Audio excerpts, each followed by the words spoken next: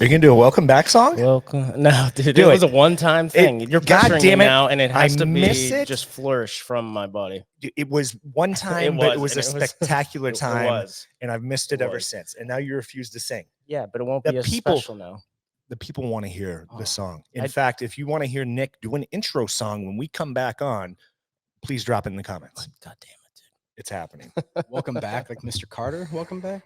Welcome. It was like a little jingle we had. Speaking of jingles, Yeah. Speaking of jingles, yeah. send it.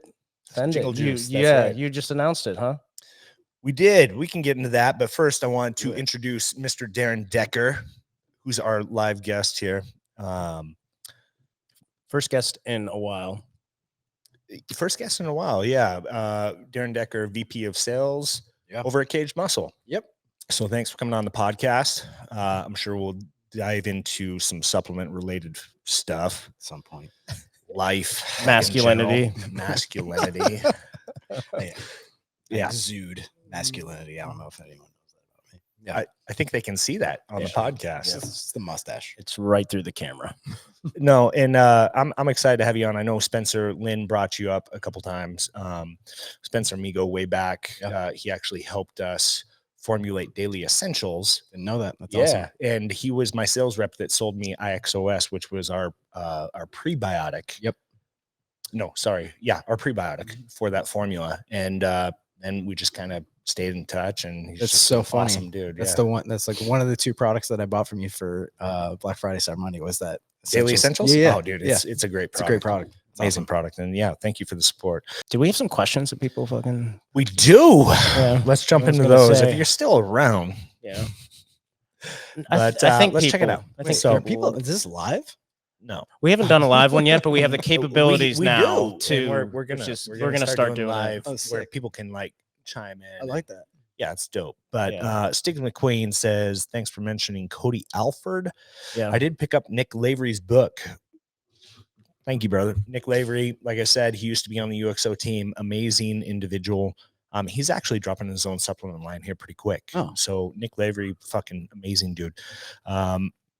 And when Alfred publishes his, I will pick it up as well. My Mhm. next question is about UXO product line. Are you still looking at developing a budget-friendly line? That's the goal, right? Like we do want to have a budget-friendly line. Like we realize all of our products aren't specifically made for everyday consumer. You're pretty, But, pretty competitive, dude. We're still, we always remain competitive based on our formulas and price point, but we do want to come out with a budget-friendly pre-workout. Right now, with us being a smaller company, it just relies on capital, right? So it's feeding the lines that are doing well now, such as Send V2, and then we'll see how the stem-free version goes. But the goal is to eventually, yes, create a budget-friendly line where we're getting like 30 servings for $30. Yeah. And speaking of Nick Lavery, like that was a line that we were supposed to do with him, but things play out how they have, and it's always been for the good.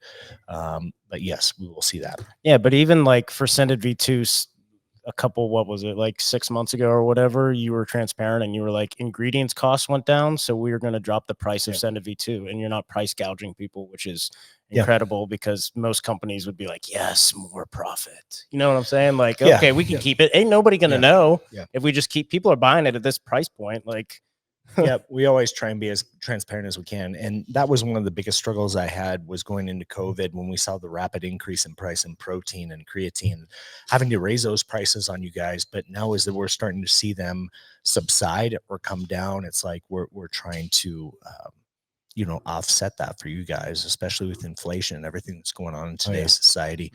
Doing our best. Citrulline. I remember citrulline was a big problem. Citrulline, Like yes, and problem. now we've seen a little bit of a dip in price. So yeah, we've been able to bring those. But then your prices shipping down. costs have gone up quite a bit. Oh, dude, like that's It's like it's this it's a counterbalance. constant fucking struggle. Yeah. Yes, so managing like shipping costs, whatever. Can I ask you a question before you jump Sure. into this other one? So, as someone that's, in this industry, started your own company, like how are you treated? Like, I know you and I have like a good relationship, but like other owners, or like as you've kind of grown your brand, like have you seen a change in like how how you're treated. I know we talked about like there's some bitches like in general within this industry, in a subtle way. But like I'm curious as to your experience. I've had interesting experience from my jump from just BB-com into Kaged, muscle into Kaged, and how people have changed along that route for me. How we're treated, like how we're viewed within the industry, or treated and maybe, you know, and maybe viewed, right? Like, I guess I'm asking questions that like I've experienced, right? Which is like friendly, open until you start making some headway, and then people change their tune or talk shit behind your back. No, it's I feel like it's constant. Okay. Right? Like it's interesting. Like I feel like when we first came in, we weren't respected at all. Yeah. Right. And we did have our run-ins with people that were very like, we don't belong. And that's okay. Yeah. Like I have no issue with that. Like they have the right to their opinions and stuff, but that kind of goes hand in hand with like you realize who's kind of like pricks in the industry. Yep. And you distance yourself from them, and you associate yourself with people like you. You kill them with silence. Yep. Yeah. And it's like we know what we stand for. Yeah. And I don't need to listen to the negativity. And that's been difficult for me though, being a business owner. Yeah. Like trying to distance myself or separate myself from the negativity. Yeah. Because at first it would be like if people had bad things to say about us, I took it to heart. I took it course. personal. Yeah. And now it's like, I don't care. Yeah. Like there's always going to be people that talk shit. Yeah. And I'm okay with it. Yeah. Like talk your shit. Like I know what I'm about, and I'm going to keep pushing forward regardless. So yeah, I think, there's differences between how like this is your blood, sweat, and tears. This is like, this is your life, right? Like people could talk shit about Kaged and like, I'm not an equity holder. I'm just it's my jersey I'm wearing right now, right? Like that's like the difference. But I definitely, I for sure saw like the two-sidedness of some people within this industry where I'm not worried about Kaged muscle. Like, okay, cool. Yeah, it's awesome. Darin's with Kaged. Yeah, shit. And then Kaged changed, get a wall at GNC, and like radio silence, or people don't fuck with you anymore. Yeah. So it's really interesting to see. yeah, there's a lot of that. And it sucks because for me, it's not so, because we're still small, right? So we're not the big boys like you, but but I feel like there's more animosity. There's more people that feel like it's like, man, this guy took a chance, so we want to hate on him. It's because he took a risk, and he went out there and he's going after his dreams, or whatever the case may be. Yeah. And like, to me, I feel like there's always going to be haters out there, and I just accept them. Yeah, that's fair. But it's whatever. Yeah, and we talk about that a lot in any fucking sphere, that like even with the gym ownership or in the supplement industry, it seems like, when you're doing well and you have like whatever, the more people are coming to your gym, or you're selling more product, and people see that, they're like, shit, well, that's less for us. So fuck you guys. Like, you're taking up that wall in GNC. That should be our wall. Yeah. You're taking away from us. And it's not the case. Yeah. Like, I mean, this is the best case study right now. We have two people in the supplement industry fucking having a cordial discussion about everything. Like, there's plenty of business out there for everybody to win. Yeah. Right. I mean, there's so many people that don't understand this space, though. There's so many unhealthy people in our society. For us to fight, to me, makes no fucking sense whatsoever. For me to hate on anything that you've accomplished makes zero sense to me. Right. And it's something that I've continued to have a hard time with, just in general. Now I can understand like positioning and winning shelf space in a physical store, but we're also like, because there's a finite piece of landscape where, but if you're hating on me just because we're both selling online, like, go fuck yourself. I think there's it's, what is the supplement industry right now? 30 billion. It's crazy number. So it's plenty of business for everybody. And active nutrition is scheduled to grow by, I think, 8% in the next 5 years. Like, so there's going to be even more growth, and that growth is going to come from new brands, new innovation, getting people within your sphere into the industry. Like everything that you've done has probably brought more people into the industry, whether or not like we love what, the 10,000 new brands that came on board, this year have or haven't done. They probably rallied their cohort in their little industry to start taking pre-workout. And, the 80% of them that will close their doors in the first year, like, thanks, you just brought more people in for us to be able to sell to at some point. Right. Like, that's kind of how I look at it. And, I just wish more people would have that kind of abundance, mentality. Cause dude, it makes this shit way more fun. Right. Yeah. As opposed to us hating each other. Like, let's just go.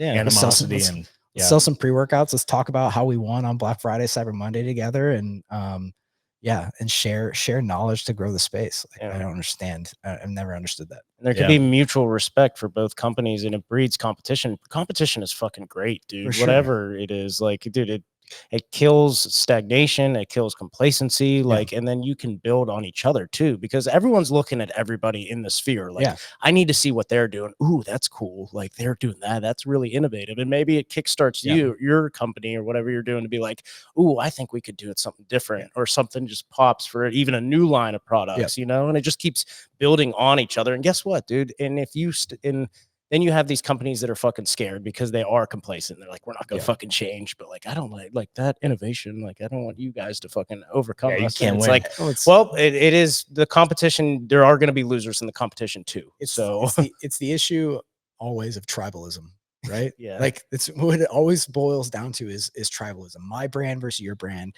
as opposed to we're in the same industry. It's my ideological stance versus yours, but we're both fucking humans, right? And we both probably value the same things out of like the life that we're this short blink of an eye that we're gonna live. And so it's just pretty interesting. And like, instead of worrying about these like small little caveats, why haven't I heard like some of the biggest brand owners in the fucking space flip shit on some of the laws that are being passed in New York right now?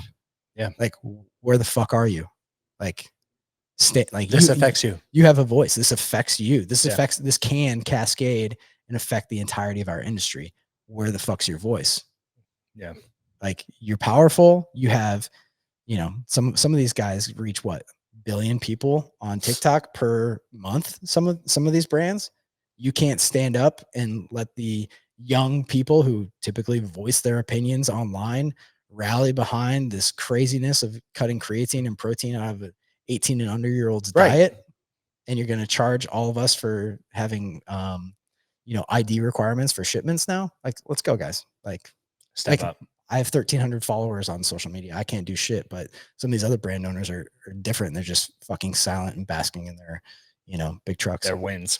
I don't know what is the laws that are getting passed right now in New York. I'm not privy to it. So if you're under the age of 18, well, you do it. Yeah, no, you can't buy creatine, even protein. Yeah, right? even protein. Like, you can't buy anything. All under the guise of body dysmorphia.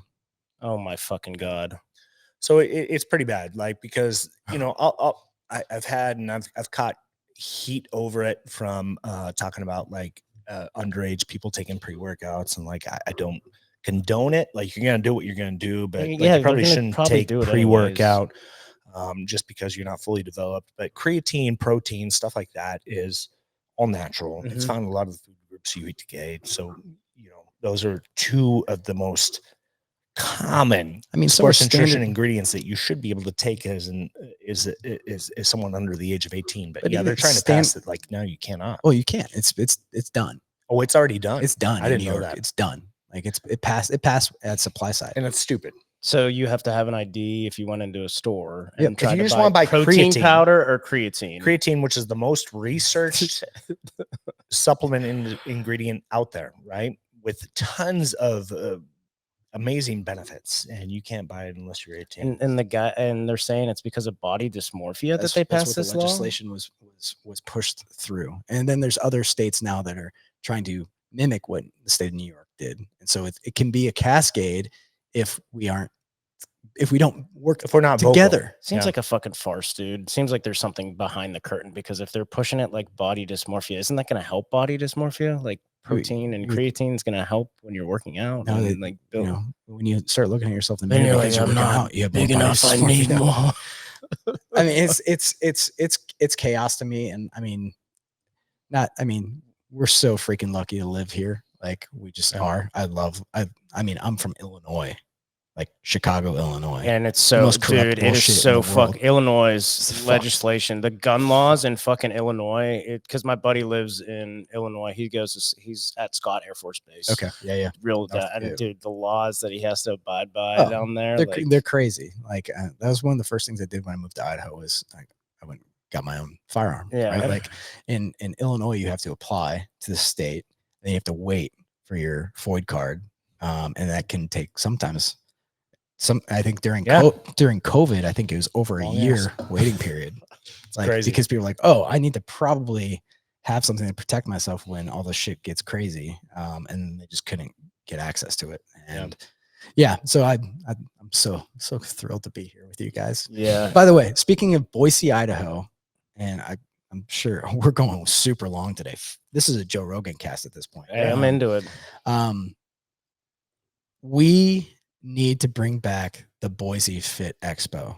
Oh, dude, 100%. That was fucking amazing. To bring back the Boise. There's so like I've been fucking saying this. I've talked to fucking Rock about it, and to try to get like a conglomeration of things, and he was all on board. There's so many fitness people here. I know he's fucking busy. He's doing like ridiculous shit with Gym Reapers, but like he has the capital, so I thought it was like okay, like I think a lot of fucking people would go, dude, and we have the spaces to do it, dude. And you have the people, you have the brands, you have you have so much here in Boise.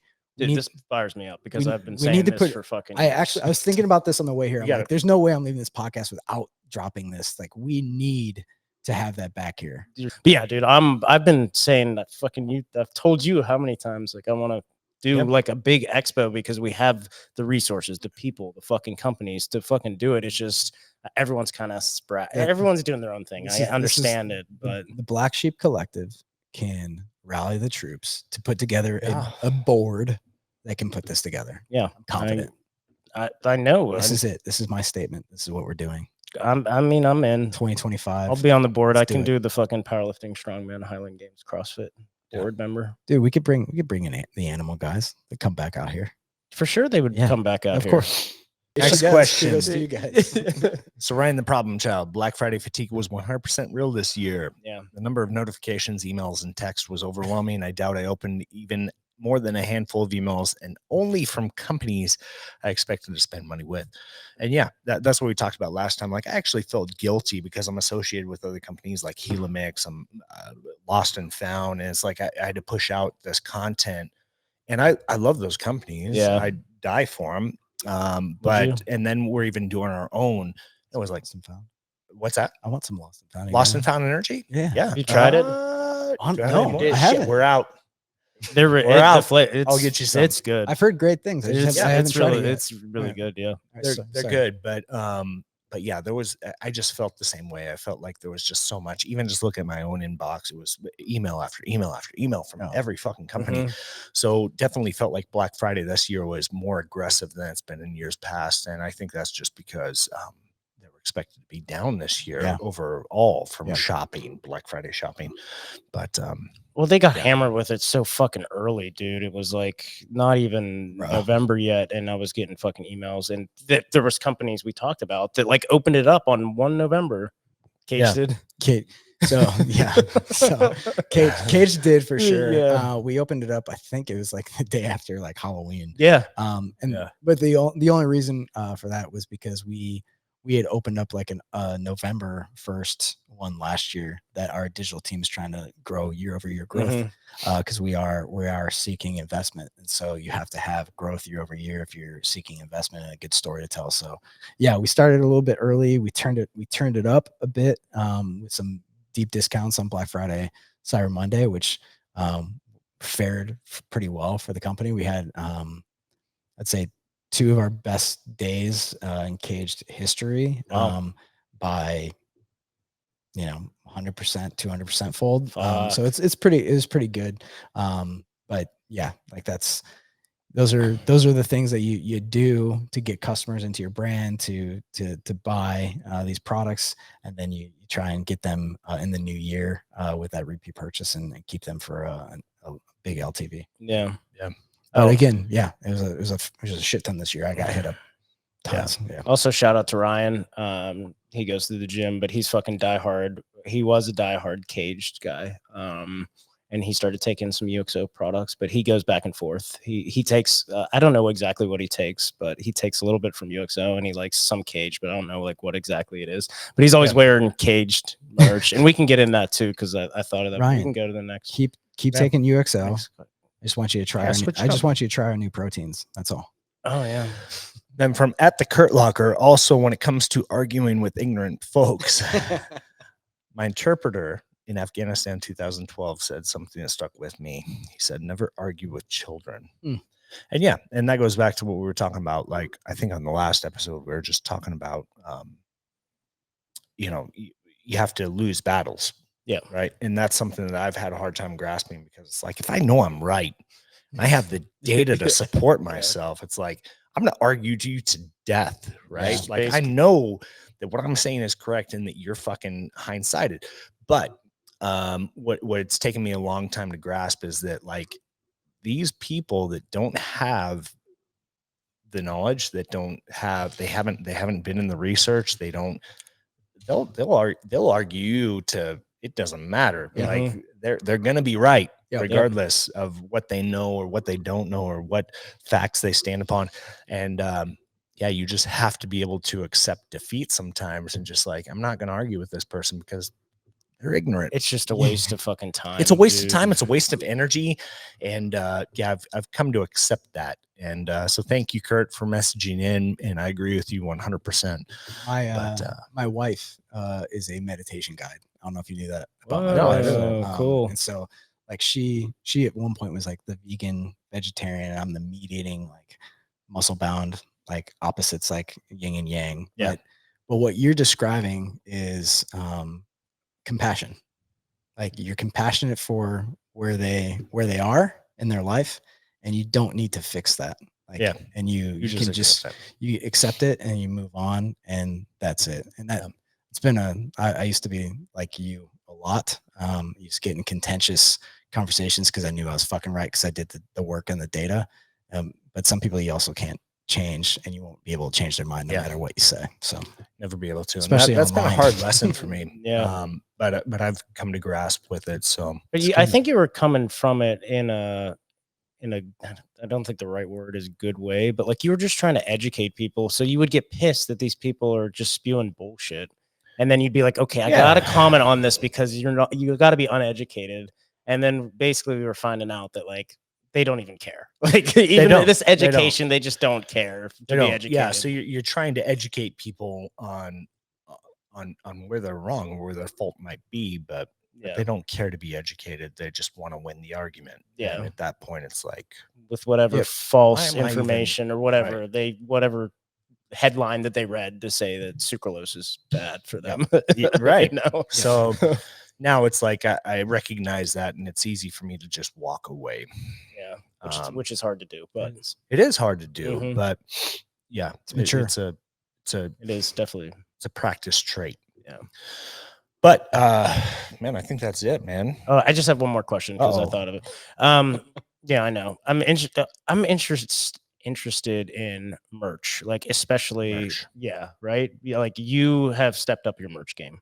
It looks like Kaged is starting to step up their merch game, right? Like you're wearing a fucking sick ass Kaged sweatshirt. It looks really clean. I'd wear that. It looks really nice, right? Yeah. Huge market for fucking merchandise. For sure. Fucking huge. And it's just another avenue that you guys can go down on top of your supplements that people can fucking buy a sweatshirt with when they buy pre-workout, and it works hand in hand, right? And the margins are kind of, I think, higher on merchandise too, right? Profit margins are usually higher. How has that been? 'Cause with the rebranding and everything, it seems like you guys are pushing out like way more merch now than you were. Yeah, when we first rebranded, we had like really high end like merch collabs that we did with a company in Minnesota called Unreal, and it was like really, really nice joggers, really good pullover hoodies. But yeah, I think it's part of brand lifestyle, right? Like Ghost, I keep going back to Ghost, Yeah. but like it's a lifestyle brand. People want to rep the brand that they are enjoying and utilize through the lifestyle. So they also want to rep the merch. It's a big portion of how we want to show up. It's also, again, like it's marketing, right? Like if someone's not only just drinking our shaker bottle, but also repping our shirts and our sweatshirts, like it just elevates that brand even more. And if you can create good merch that's of quality that people enjoy wearing, Yeah. we also have an ambassador network, I think of like 700 right now. Nice. And they're all super active in our Slack channels, and I interact with them on a daily basis through Slack. And it's building that community. Like, and so if you can wear that merch, you're part of that community. If we have custom merch that's for our team, our ambassador team, like they're buying it because they're part of this tribe, right? They're part of this community. And we're even creating custom merch for GNC coaches and vitamin shop coaches that are kind of showcasing. And so they have opportunities to kind of earn custom merch from Kaged too. Cause I think it's another way of incentivizing people to engage with us, and wear the brand and kind of be top of mind, because that's what most of us are fighting for, right? Is just that voice, that brand voice, that time that someone is thinking about your brand or how they consume it, or in the decision making process, where do you fall in that cascade of priority? So yeah, it's always fascinated me with merch because I own a clothing company. It's called Until Death Barbell Co. And we've bled that into the gym as well. And it's like a jersey for people, dude. For sure. And if some people will see it and they know like what our mission is, like what we were about, and they're fucking like proud to wear it, like as stupid as that sounds, awesome. but they're like, and then you like feel like you're a part of the team. Like we just had that powerlifting meet yesterday, and dude, probably 60% of the people that were competing were wearing Until Death stuff, sick.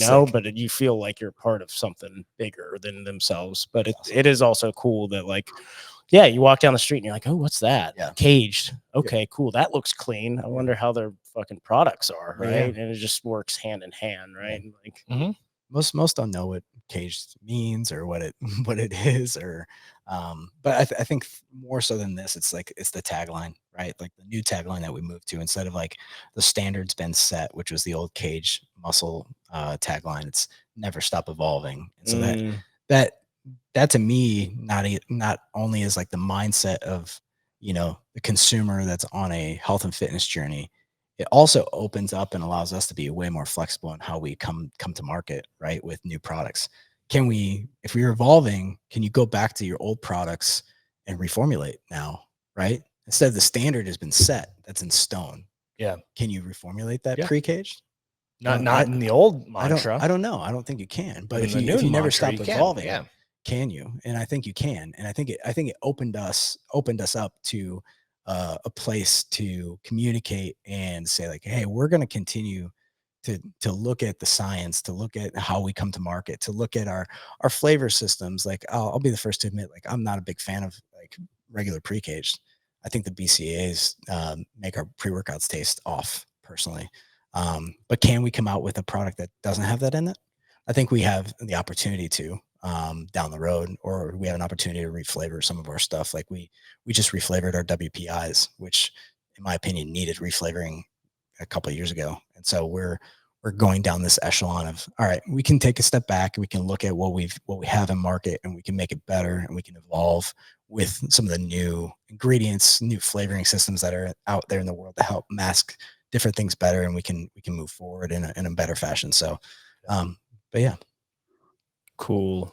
But I also know that like you posted some stuff on your stories the other day, and someone asked like, isn't that weird? Like they're competitors, and I forget how they worded it in your story. It's just about how do I compare our products at Kaged against like other competitors, I guess, or specifically like UXO.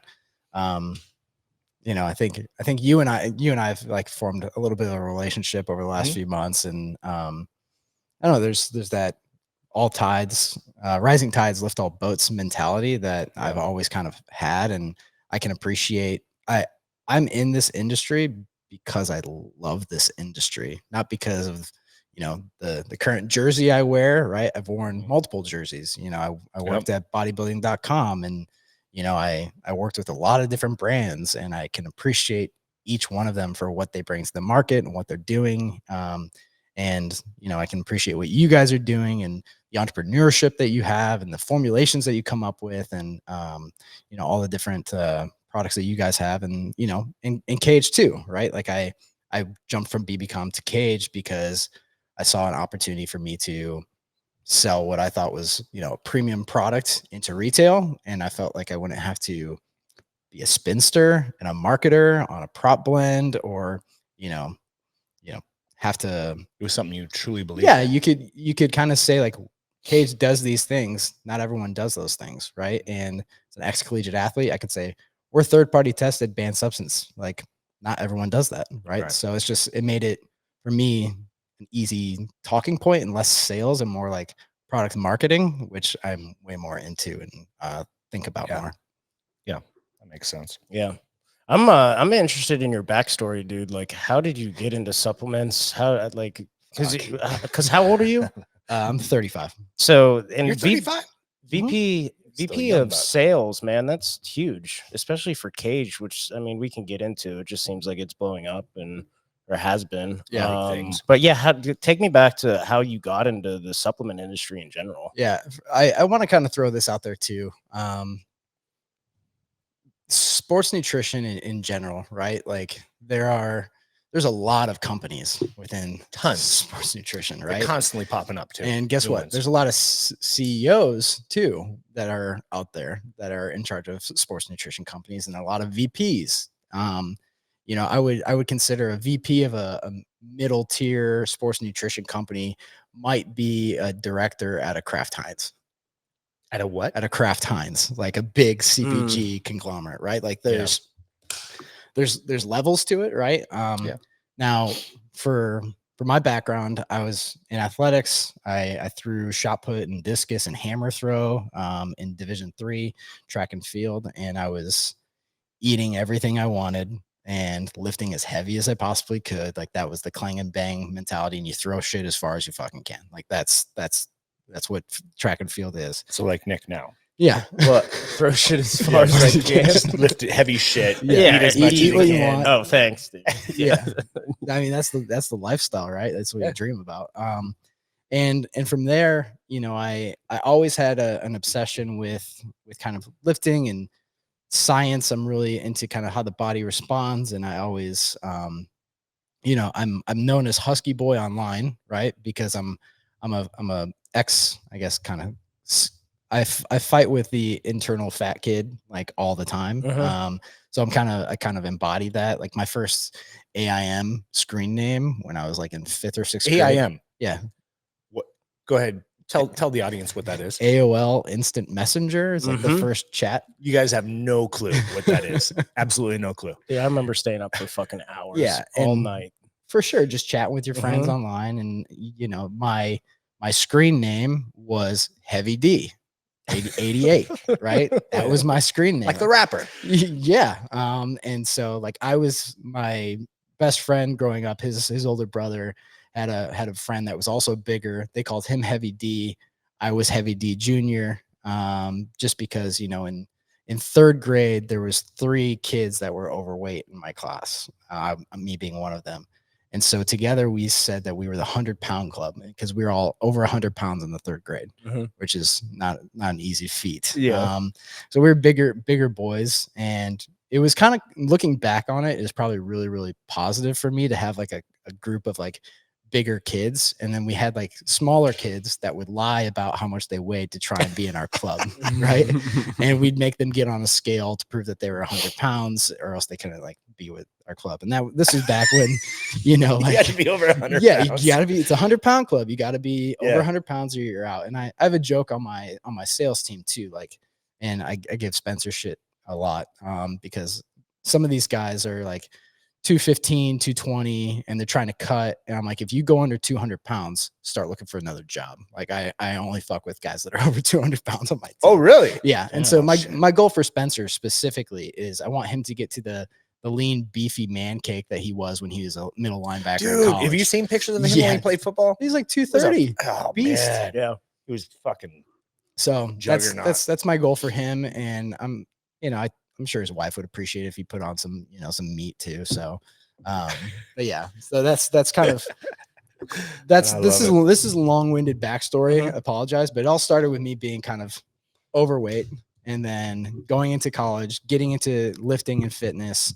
And then from there, I was the kid that would always go into GNC and like talk to the employees. I loved going to the mall. I loved talking about like what's the new stuff that you guys got on the market? What's behind that glass? What's the good shit? Yeah, what is Give it? me the And good shit. and so what they used to give me, and this was in college, I think it was MRI, and it was like the NO2 black and the CE3, I think it was called, or whatever, and they were capsules, and it was basically L-arginine and it was creatine. Like, and that's what I took in The college. most basic shit. The most basic shit, but it was like, it looks so sciencey, right? Like, and the marketing really fucking got me. Jim Stepani must have formulated it. Potentially. But yeah. And then from there, I had my accolades in college, and I got pretty big in college. I got up to like 285. Damn. And I'm not a tall guy, as you guys know. So I was 285. That was the heaviest I was. It was like my junior. Jesus. Yeah, I got really, really big. But I was also, I was drinking 30 racks of Keystone, like it was going out of style. Hell yeah, Oh, me too, you- buddy. I'm join the Keystone Light train. That's That's right. it. That's Nick's drink of It choice. is. You guys are. Yes. Well, it goes down like water, and it comes out probably cleaner than water, So like that was the mentality back then. Is you're in college. What are you supposed to do? So from there, I graduated. I went off. I took my first job in Chicagoland, where I was 100% commission sales rep. Oh, wow. And I sold specialty cheeses and imported meats and stuff for this specialty distributor. What? And so I had to call on, like, I was a vacation rep at first, which is like, if someone's territory, they're going on vacation, I would cover this territory. So I got to basically cover where they would sell into while they're out of town, because you'd like scan outs, and then you talk to store managers, and then you try and sell in the stuff that's like on promo, or, sell in a shipper or a pallet of product like during the holidays. And 2 months into that role, the guy left. And they're like, Darin, you've been doing great. You want this territory? I'm like, sure. It's like Southside Chicago. Like, and I'm like the whitest thing in Southside Chicago. So like I got to know the city of Chicago pretty well. And from there I was like, this is awesome, but I want more than just like a travel like food rep. And I knew people that worked at a company called Groupon in Chicago, and I knew that they were making bufu bucks. And so then I got an interview at Groupon. I got hired. I got fucked. Like, I was making $95,000 in 100% commission sales my first year out of school. And then I took a $32,000 salaried job at Groupon to make 40 phone calls a day, cold calls a day. Like, Oh man. it was really rough, and I hated it.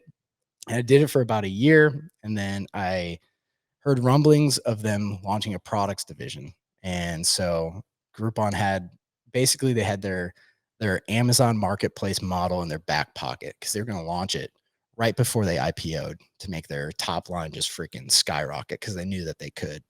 And so I was one of the first 5 people on that team. So I got hired and transitioned over to that team.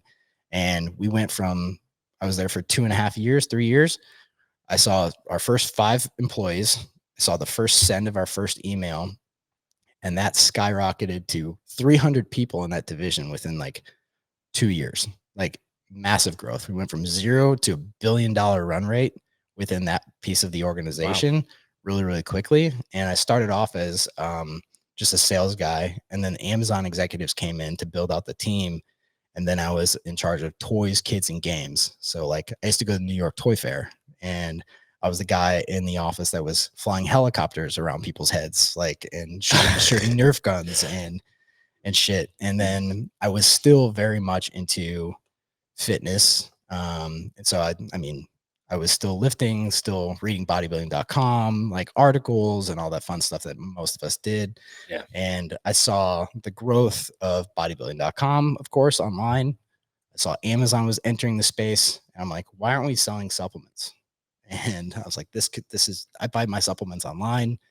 Everyone else would too. And so I had to put together a business plan of why Groupon should have a sports nutrition, like a supplements division, and why I should run it. And this is me at 2024, right? Oh, yeah. And so I put together this plan. I got my divisional manager involved because Andrew Mason, who's the CEO, put a do not run on all supplements. He didn't believe in the space. He didn't believe in any pills or anything. So like no one could even run a deal like that whatsoever. And so I got that approved. We launched. We went from 0 to 60 million within 2 months. Like it was lights out. So like that's where I'm at. Did you pay skyrocket during that time too? Oh man, I've been hosed my whole life. Get back to the cold calls. Pretty much. It was a little bit different then, right? Because you're dealing with a higher level. You know, when I was at the New York Toy Fair, like I went out to Mattel, Hasbro. I'm sitting down with vice presidents of these companies as a 24-year-old kid, telling them about this new model of like how to offload inventory through these off channels like Groupon. Yeah. And I mean, we were selling tons of units. Like, and when I say tons of units, some people, I don't know if they'll listen to this, but like BSN, NO Explode, Cellucor, like I sold like 12,000 units of NO Explode within a 24-hour period on Groupon. Like the volumes that we were doing because of the massive consumer base that they were email blasting, like I think it was like 80 million people, right? Oh my god. So if you get your product like the top 3 that email send, you're selling 50,000 units easy, right? Like that's just, it's gone. That's just numbers, right? It's just gone. Right. And so that was really interesting. And like you said, I was not getting paid more. I was running the 3rd largest division in all of Groupon Goods, making $60,000 a year, with like very, very little like bonus potential. And so then I was like, well, I'm smarter than this. Right. I'm seeing these guys take your talents elsewhere. Yeah, I'm seeing these guys get operational charges, right? They're because we have, just like any retailer that you sell into, if you aren't operationally sound, you get dinged for service, right? Service dings. You ship late. You don't create labels. You don't have how Amazon is now. Right? Exactly. So Groupon had that same model, and so I used that to position myself to jump sides. So I jumped to the brand side of the business, had a guy in South Florida that was basically paying me to manage his Groupon business. He was funding the deals that I was doing. And so I went to South Florida and started creating private label products for Groupon. Like, so Groupon model was like, they wanted a good, a better, a best kind of product assortment. And so I was the guy that was creating these supplements. I mean, this was back in like the Dr. Oz days, right? So like, I'm not proud of what I did, to be honest with you. Like Garcinia cambogia, right? Like big product. Strawberry or raspberry ketones, another big product. Africa mango extract, right? African mango extract. All these buzzword items, which I'm sure you guys are familiar with. Yeah. Like Groupon was selling tons of them. I did like a buy 2 get 1 deal on a Cyber Monday with Groupon with my Garcinia cambogia that sold, I think it was like 60,000 units. Like it was stupid. And so we were so successful within supplements. My wife's going to kill me if she hears this. That they came to me to say, like, we're trying to get into these other adjacent categories, but we want to test with you. Can you go source good, better, best of these items? And I'm like, yeah. And so I like got my wife, and she was with me in South Florida, and she'd been to China before for sourcing of like fashion jewelry and apparel. And so she came with me, but I went over there to source sexual wellness items. In China? Vibrators, dildos, like all the shit, and creating 3 brands of like a good, a better, and a best for Groupon. Like kind of what was best? Rambone? No, the best was like these high-end like lithium batteries, silicone, like waterproof items that had like multifunctional like stuff on it. And how where they twirl end buds and like and light up? They've updated their technology. I always had a funny one that I wanted to create like a custom one that was called the Robbie. But if you said it really fast, it's Throbby. But it would like pulsate and heat up and heat up. But I think they have all that shit now.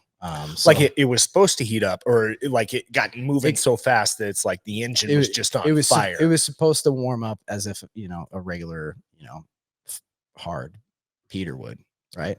Peter Piper picked pickled peppers. Peter. And how stringent was the testing of this to get to the better and best? Like, how were the subject testing? Like, Yeah, these weren't how FDA how was this? It was all, you of course had to file it through customs. These had their own kind of way of working, but like it was all about the material itself.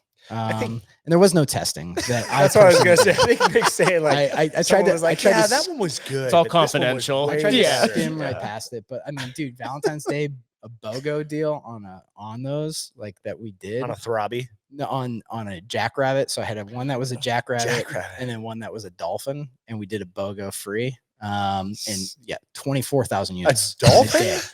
Yeah, like had a dolphin on the end of it.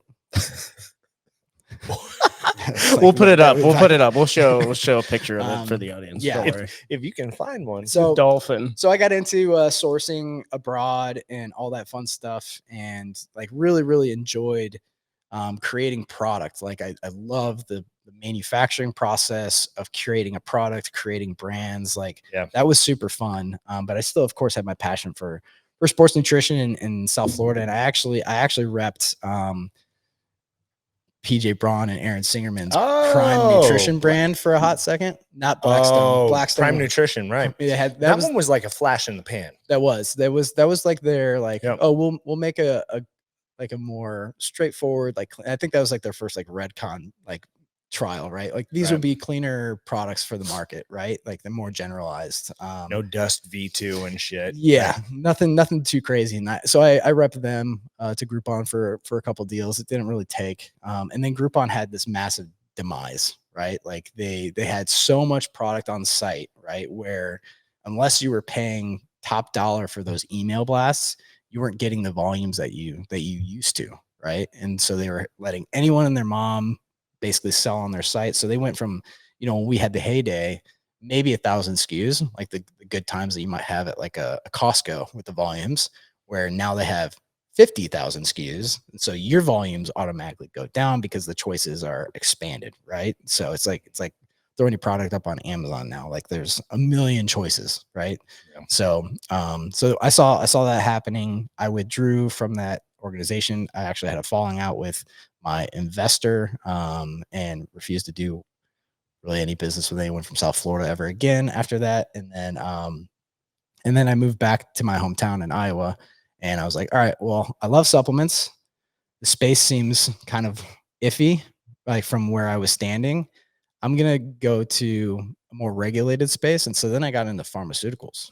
So I was a pharmaceutical rep, and I wanted to go see what that route was like. And as shitty and as much as I like kind of hate pharmaceuticals, like just in general, the process of education and how they train their employees before they even go out is crazy. Like it's weeks of study and understanding of like how these products are working and whether need states. And is it surgical? No, it was just so I sold a couple different drugs. One was Bistolic, which is a beta blocker to cardiologists, which cardiologists are an interesting group to speak to and talk to.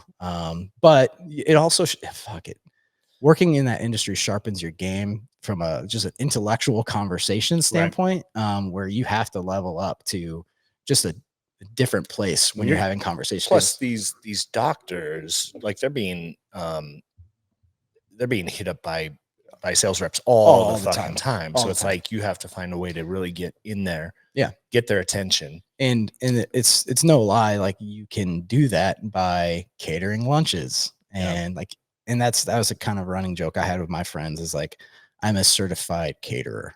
Like that's what I spend most of my time doing, is planning who wants me to buy them lunch that day, to try and get time with the influential people in the office so I can explain my products to them.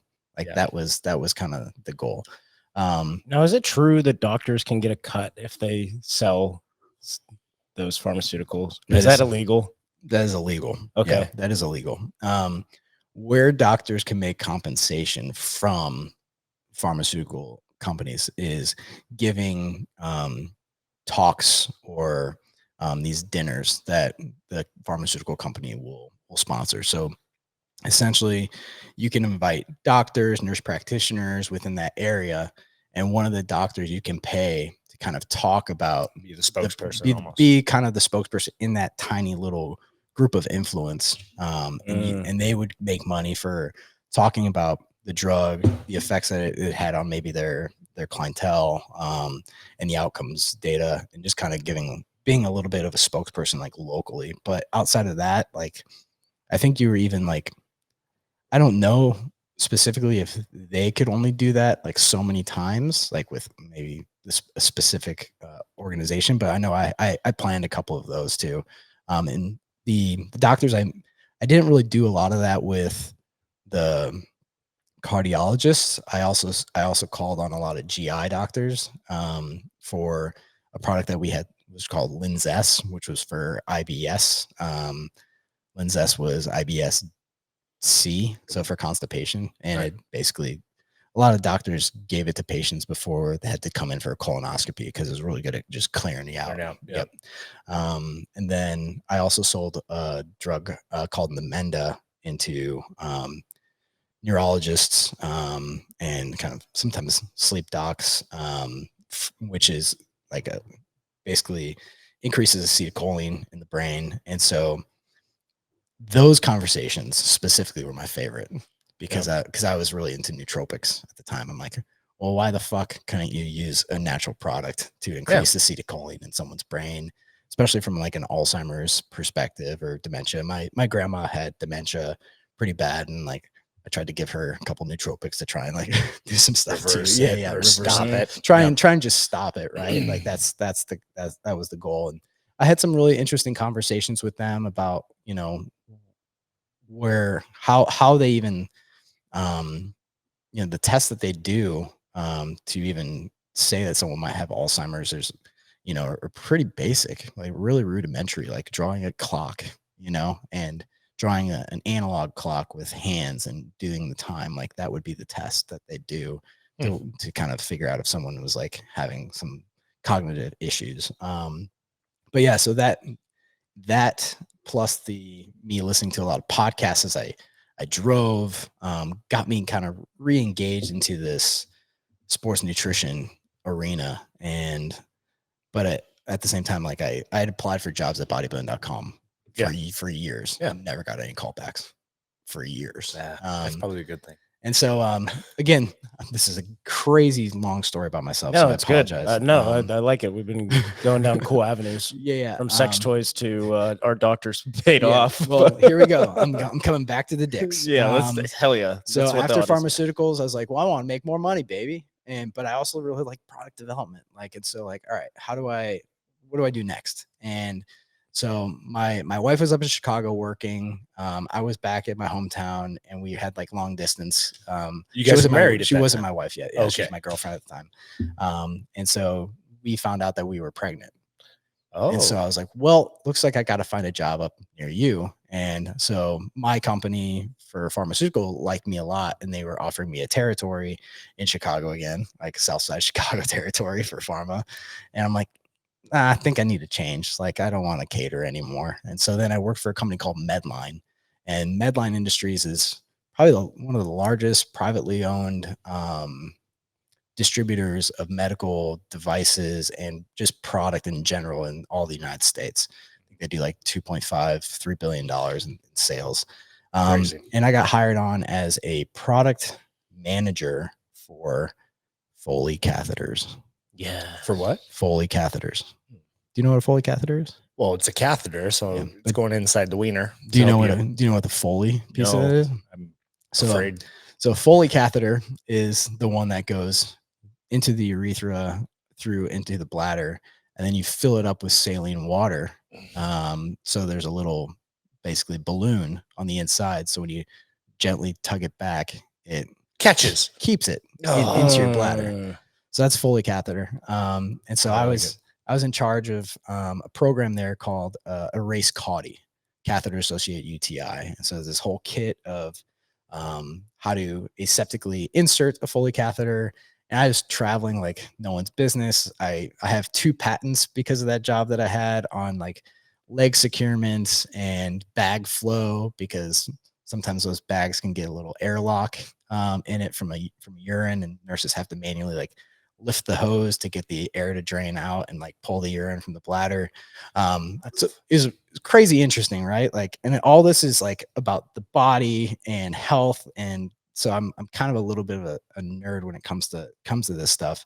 But I did that for a while, but I came home and I was commuting back and forth to my home, which is, you know, less than a mile away from Wrigley, all the way out to the suburbs. It's like an hour and a half commute each way every day. I felt like I was missing out on my wife. I was missing out on my newborn child at that point too, a lot of times. And so I was like, I honestly can't look at another penis or vagina that has a Foley catheter in it too. Cause I was also doing hospital audits.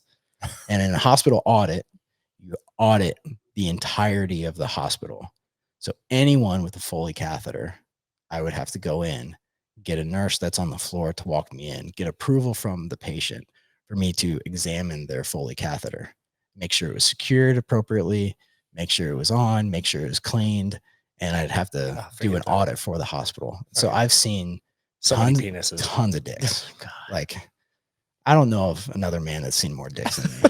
Like, let's just be honest. Like, Jesus. And, so as you can imagine, your boy wanted to get back into sports nutrition like so bad. Yeah. And I finally I reached out to bodybuilding.com again for a category lead role, which would be basically managing the website and the brands. And my good friend Nick Collins, who now is head of HR at Alpha Lion, oddly enough, was like, hey man, we'd love to have you in for an interview. Had a great conversation, and then I got hired on at bodybuilding.com. And from there, I just kind of told myself, like, I'm never fucking leaving this industry again. No more penises, no more sex toys. We're never going back. No matter what happens, I'm never going back. I'll figure out a way to always transition from there to Kaged. Yeah. And then after being at BBCom, which by the way, as fucked up as a lot of the situation was at BBCom, because they're trying to come back from, just an incredible downfall. Such good people like worked in that building. Yeah. 100%. And so you even look at like Darin. Why am I drawing a blank? Muscles and Moonshine. He came from BBCom. I don't know if I know Darin. Strutix. Okay. I'll have to connect you guys. Yeah. So he does all the weight belts and everything, custom weight belts. Okay. And in fact, I know you used to back in the day make belts for Kaged. Yeah. And he brought up, So he came from BBCom. Okay. Rock Pelon. Yep. Rock Pelon from Gym Reapers. Yeah. BBCom. Yep. There's a lot of people. Jesse Norris. Yeah, I was gonna say Jesse. Dude, worked at BBCom. Yeah. Like, there's a lot of great individuals that have these stellar accomplishments that came from fucking BBCom. Yeah. I think it's, I could only see, I went through 3 layoffs while I was there within 3 years. And so like crazy. when you see such good people like have to like leave the building, and it's not like they weren't good at their jobs, right? It's just like the company wasn't doing well, right? And it's just tough because they bled the blue, right? Like they drank the Kool-Aid. They were about what it stood for. And I think a lot of it comes from the leadership and the visionary that I think the DeLucas had for that company like left when they sold, and there wasn't necessarily a visionary at the top that was going to take them to that next level. Right. And without that vision, you have nothing to strive for. We saw the same thing at HP. I was there as head of SMB sales, and constant layoffs all the time. And it was constant fear of like, oh shit. Yeah. Am I on the chopping block this go around? For sure. And I was able to survive all of them, but it's like, you never know. Yeah. I mean, I think that's why, I took it upon myself to reach out to Kaged, right? I had worked with Kaged, for the 3 years prior at BBCom, came to really appreciate their products, appreciate Chris, appreciate Michael McLean over there, and even their formulator. Like they would all, Brian, they would all come out to the office and we'd have our joint business meetings, right? And so when I was leaving BBCom, I was like, well, I really want to work for a company that I feel good about working for. And I think that has staying power and upward opportunity, right? And I always thought Kaged had tremendous upward opportunity. I always thought that they marketed really oddly, to be quite frank, just being from my background and understanding how they formulated and who they were talking to never made sense to me. And I can talk a little bit more about that. But then I approached Michael McLean at a shoot and was like, hey, I'd really like to get an opportunity to lead your sales because I know that you have an empty spot right now. And I know he was filling that spot for his organization as the president of the company. And so he wasn't super sold on me, to be honest with you guys at first. He was like, you've never been a VP before. I'm like, yeah, but I've seen the VPs that you've brought to me before too. Like, and they're nothing to write home about. But that's kind of what we were talking about earlier too, right? There are a lot of VPs within the space that are very bro-y, right? They don't necessarily always have the business acumen to have the retail conversations that retailers expect. And I think our industry's done an amazing job. I would say just even in the last 5 years of leveling up their game. I mean, you see us getting into Walmart, you see us like not Kaged, but just like the industry in general. It's starting to get into these more traditional retailers. And the only way you do that is by leveling up your game from a business acumen, the way you position yourself in the market, the way that you have a strategic plan of growth to penetrate these markets. And so I think that the industry as a whole has leveled up in a way. And I think Ghost has helped out a lot with that, right? Like taking this like mainstream consumer and having a vision for how you penetrate more of the market, right? And I think nostalgia was a big piece of that. And I think a lot of people are taking a lot of those notes and taking them forward. Yeah. That's what pisses me off. Like I know Ghost came under attack by Truth in Advertising, and I even did a video on it. And I was like, I don't know how I feel about this because they're saying, hey, you're marketing to the younger demographic because you're going after, Oreo, you have Oreo and you have Swedish Fish and you have all these collaborations with these treat companies or these candy companies that who's their main demographic? It's kids. And I was like, no, it's like you said, it's more nostalgia. Right. Like I look at that and I'm like, man, but I remember Swedish Fish where's Oreo cookies and but where's the outrage where those companies are targeting kids? Oreo. Like, why the fuck are they targeting kids? Right? Like, why? It's loaded with sugar. Why does every holiday have to have a giant bag of sweets associated with it? Like, I think just our priorities, just in general, from a healthy ecosystem of Americans, is all fucked up right now. Like, to be frank. That makes sense. I can agree with that. It's interesting when you bring that up about like going into retail stores because you think like with brick and mortar, like people think it's like a dying thing when you can just buy everything online. But then we talk about like the Amazon SKUs and everything and the Groupon SKUs that it's just you put it and we talk about the Amazon stuff. Like, dude, there's fucking thousands of stuff and all realistically like if a customer is just gonna buy a pre-workout, usually it's just like I'm just gonna pick the one on the front page. Yeah, I'm gonna pick the cheapest one. Like whatever's the top selling one, I'm just gonna pick it. I don't really give a fuck. Cool flavor, cool, done. It's 5 seconds. And then you're talking about how Kaged is just jumping into like the brick and mortar stores again and like how that's opening up. Like I went to fucking Target, I don't know, a couple weeks ago or whatever, and I was fascinated by how many supplements they have now. It's like Target, dude. Like, and then Walmart has grown bigger in their supplement racks. Like it seems like everyone is expanding their supplement assortment. It's becoming there's a cohesion of like specialty and kind of FDM occurring, right? Like where FDM, food drug mass. And they're it's been happening for a while. Like, but I mean, I think the slowest to it is probably like the Walgreens, the Rite Aids of the world, right? They still have like the 6-star nutrition type of sets with like the big conglomerates that are what you said, like good price, got the good flavor, grab and go. The one thing I've always said about Kaged is we're never someone's first supplement.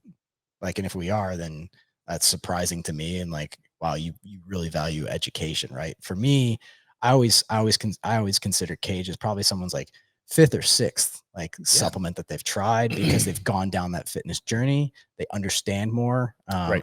They're more educated customer. Yeah. Like I'll say C4. Why not? C4. If you ask someone why they're drinking C4, they won't be able to tell you like anything about the supplement facts, but like, it tastes good and I get energy from it. There you go. Boom. If you ask someone why they're drinking a Kaged pre-workout, they'll be able to tell you exactly fucking why. Oh, there's no artificial colors or flavors. It's third party tested. Yep. It's got tons of freaking the active ingredients. I know I want my pre-workout. Like though, like that's our consumer.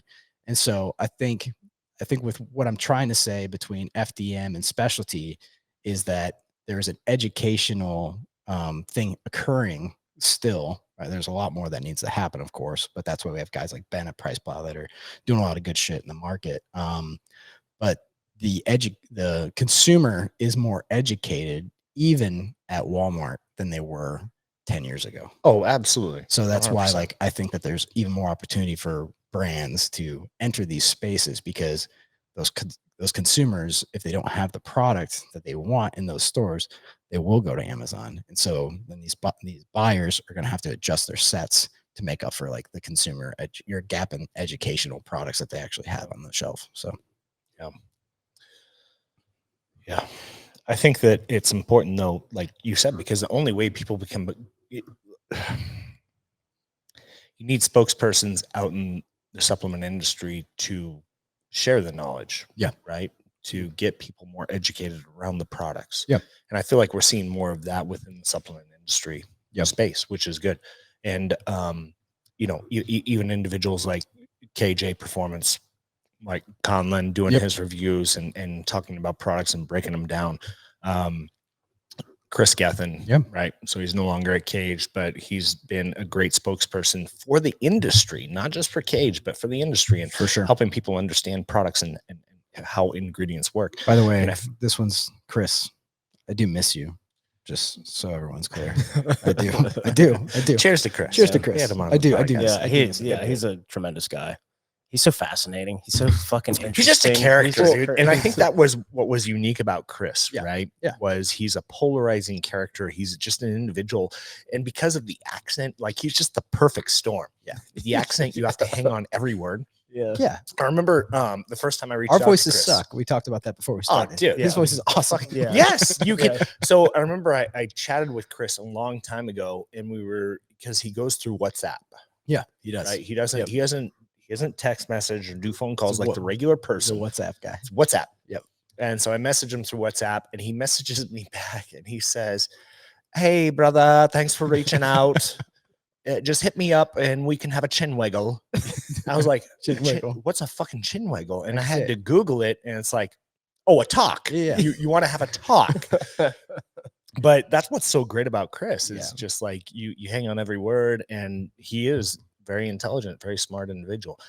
And even though, you know, Dr. Jim Stepani, still very knowledgeable, right? Yeah. And he adds a lot of value to the industry. But there needs to be more of that. Yeah. No. What's interesting though, in talking about like collaboration and like just I feel like there's a lot of shitty people in this industry. Unfortunately. Yeah. Yeah. But it's cool because you can recognize those people. And it's like, hey, I'm not going to associate myself. You distance yourself from them. Yep. And it's cool when I meet individuals like you know, and it's like, man, there are some great people in this industry offering great products. And those are the people that I want to be aligned with. Yeah. And going back to your comment, like where someone said, hey, don't you feel like there's like competition there and how you rate your products versus them? But it's interesting because we had a wholesale deal that we got involved with, right? Mm-hmm. And we were giving our sales pitch to this company. Yeah. And like, hey, here's what we're about. Here's where we are. Boom. We offer efficacious doses and, you know, everything's clinically tested. We go after trademarked ingredients, And they're like, well, we already offer Kaged. They brought up you guys specifically. Like, we already offer Kaged. So why would we offer your products? And I told him, I was like, look, I'm not here to compete with Kaged. I'm here just to complement them. Yeah. Right. So now it's like the market's heavily saturated. It is. So it's like people are bound to want to try other stuff. Yep. So now they can try our products that have different flavoring. They have different, Yeah. And like, okay, well, we'll get back to you. Yeah. And I was like, oh, fuck. But they got back. They called us the very next day. Yeah. And they're like, all right, we'll pick up your stuff. We'll take this and this and this. Yeah. And they're like, and your response to that Kaged question, Yeah. like, if you would have answered any different way, Yeah. we wouldn't have taken you. Yeah. And I was like, oh, I mean, it's like, okay, cool. But that's what I look at is like the relationship between companies like us, where we are kind of similar but different. Yeah. And I don't view you guys as competition, but you offer a very quality product that I can relate to and that I can get behind. Yeah, it's a conversation that, even we had, we just did our big rollout with GNC too, right? And the way that you have to position yourself and the way that you win is by being that kind of new to file agent for them, right? That person that you're drawing into your brand that maybe wouldn't have bought it in the first place. And like for us, because we're in all reality probably the only third party informed sport brand that they have in the entire set. We're the only third party that's no artificial colors, no artificial flavors. Yeah, there's not many people doing that. We have both sports nutrition and wellness SKUs in that set. We can actually allow the GNC coach to upsell a consumer that's in VMS into a brand like Kaged. DMS. Vitamins, minerals, and supplements, like their VMS categories, and pull them into the sports set, which for them is their number one selling set, right? So if we can drive basket value and bring someone in that's coming in to, buy a generic multivitamin or a plant-based protein, single, or not even just protein, but just a plant-based product on one side of the house and get them into the sports nutrition set, like that drives new value to the retailer that you're partnering with. Not to mention, like we do have, I think we're not as well known as I think a lot of people think that we are, right? Go ahead. And there's so much upside to this brand, because we're not even on TikTok yet, dude. Like, well, you guys are. You're just not. I mean, no, dominant. Dude, no, we're like not. We have zero strategy for TikTok. Like, so there's like, you're talking TikTok shop, yeah, or just TikTok shop. I've seen you guys have a TikTok, and but it's like it's not there, right? And we also, like, our influencer network isn't built out. Like, our team on a marketing side is still growing. Like, we've survived this long because of the products by themselves in all reality. Like the return that we have, and the repeat customer base that we have is what has made Kaged last 7 years. Like that is what it is. We have a top 3% LTV on our .com compared to every other supplement brand on Shopify. That's amazing. Like it's a freaking ridiculous stat. But that we use that stat to gain placement and distribution too, because they want a sticky consumer. And so if we can create a product line like the Elite series, that's one, exclusive, and two, can create a sticky consumer, that consumer keeps coming back. It's a win-win for everyone. Yeah. And I saw you guys just got Quest Hawk. Yeah. We've had Quest Hawk for a little bit. Dude, Quest Hawk, I followed him forever. Yeah, he makes freaking incredible content, right? So back from the videos of him with man, I tried getting this guy to do us a video and it was so expensive I couldn't. But what's his name? The guy from Salt Lake City. Oh man, I'm drawing a blank and I don't know why. Oh, but the guy that does the crazy videos that are just like, he shot a couple of videos with Quest Hawk and they were fucking badass. They were phenomenal. And so I was stoked when you guys released that first video of Quest Hawk and he had like that. I was like, oh shit. Some people probably don't know him, but then going back to what you said is a lot of people, like, you're not as predominant as a lot of people think. Out here, I thought Kaged was known everywhere. And what's crazy is, so I talked to some of my buddies down in Texas, or like some of my buddies down in Florida. And I'm like, it's like, the guys over at Kaged, like, Who who? the fuck is Kaged? Yeah. I was like, That's you seriously interesting. don't know who Kaged is? Like, no clue. Yep. But it's same thing down there. Like in Texas, you have BPN. Mhm. It's just rolling. Everybody knows BPN, but up here, VPN, nobody on it. knows who fucking BPN is, Yep. right? Oh yeah. So it's interesting to see that demographic. Like I try and stay in tune with a lot of these big supplement companies and what sure. everybody's doing, and seeing like BPN's growth over the years that I followed. Nick Bear, Yep. shout out to them. They're another company that I have huge kudos to. There's a lot But- of similarities between us and them for sure. Yeah, For sure. Nick Bear is awesome, and the fact that he's vet. Yep. And what's surprising is, so when I first started UXO, I had a business partner, Okay. Doug Petty, who was my combat medic Oh, interesting. in Afghanistan. And so we had samples and everything that I sent over to him. I'm like, hey, passed out, because he went to Ranger school. He was in Yeah. Rangers, and I sent him a bunch of samples, like, hand these out to your Ranger buddies. Yeah. He was in Ranger school with fucking Nick Bear. Oh, that's crazy. Yeah. So he was Okay. handing out the samples, and Nick Bear's like, oh, interesting, man. I got my own supplement company. Here's what it's about. It's flight. Boom. But back then they had this weird fucking, their branding was off. It's It not was great. horrible. Ours was too, though. Right. But that's what you learn as you grow. And, Yeah. but Nick Bear has exploded. They've done a really good job. They've Yeah. done a really good job. And it's like still family owned. Like I think this guy's brother's involved Yeah. with the It's organization. him and too, right? Preston Yeah. Bear, Yeah. right? The two brothers, and they Yep. still pretty much own it. But Amazing. they've grown so much that Nick's had to sell off his portion of, like, hey, I need a CEO actually in place where I can focus on family and I can focus on content creation. Yeah.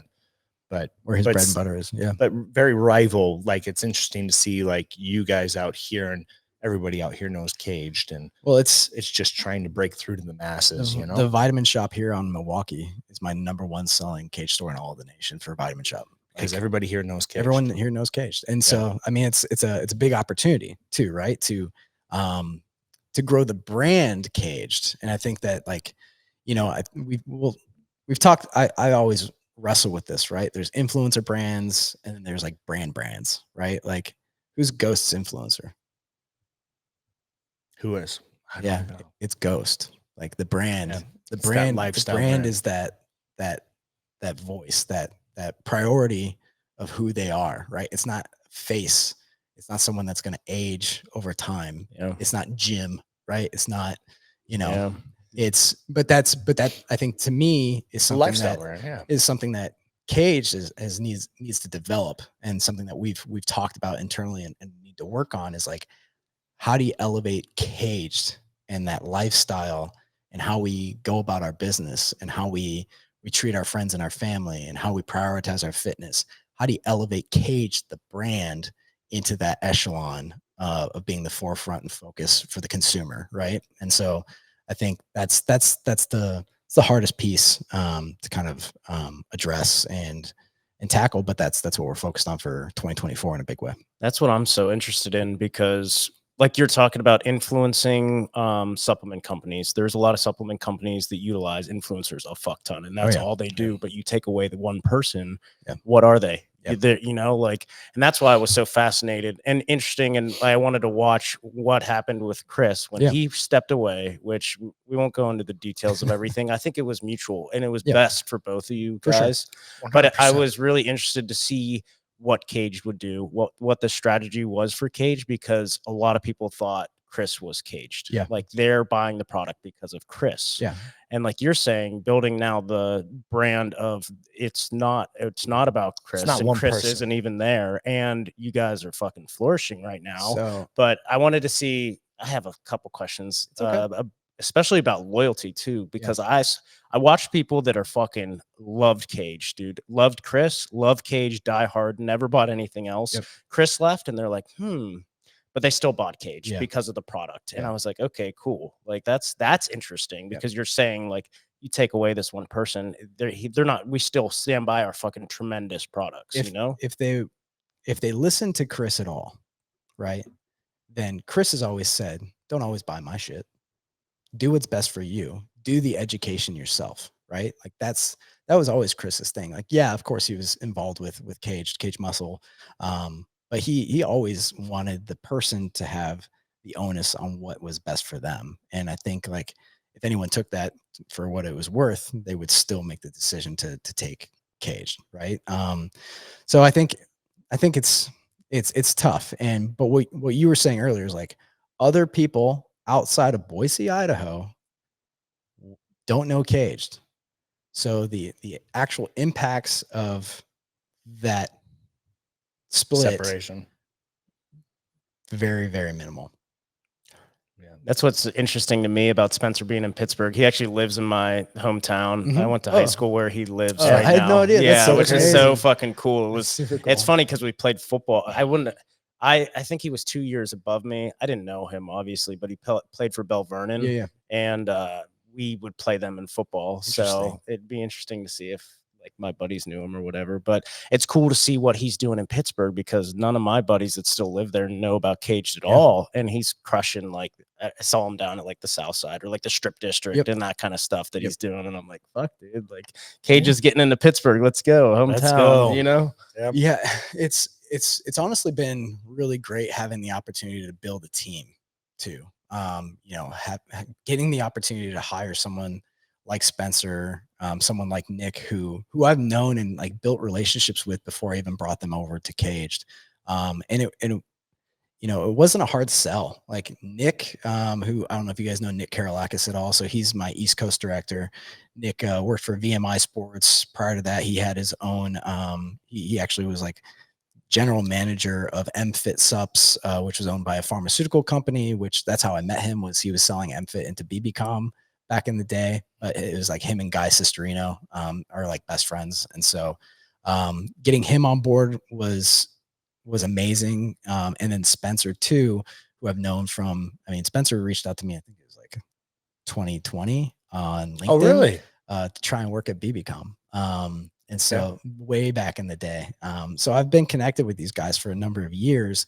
And then to be able to have the opportunity to have growth and get some guys that are passionate about the industry, right? Like that's what I care about. And I'm not hiring the typical sales bros by any means. Like Spencer's freaking like he's an Energizer bunny. The guy never stops, which is a great characteristic to have and what they're currently doing. But more so than anything else, what Kaged needs are product champions and product educators, right? Yeah. Like at the store level, at the division level, at the regional level for our partners, because just like a consumer, not all of them, even though they work in this space, understand the space, like understand the formulations, understand the difference between informed choice or informed sport and what that means for a consumer. Yeah. So having these guys with all this knowledge and background of the space is awesome. Cause I mean, I could talk to these guys for hours about this space and we're really enjoying it. And so I'm getting the opportunity to continue to grow my team, which is exceptionally fun for me. And then, you know, growing it out even more in 2024, I'm looking forward to. So That's badass. What's the vision going forward?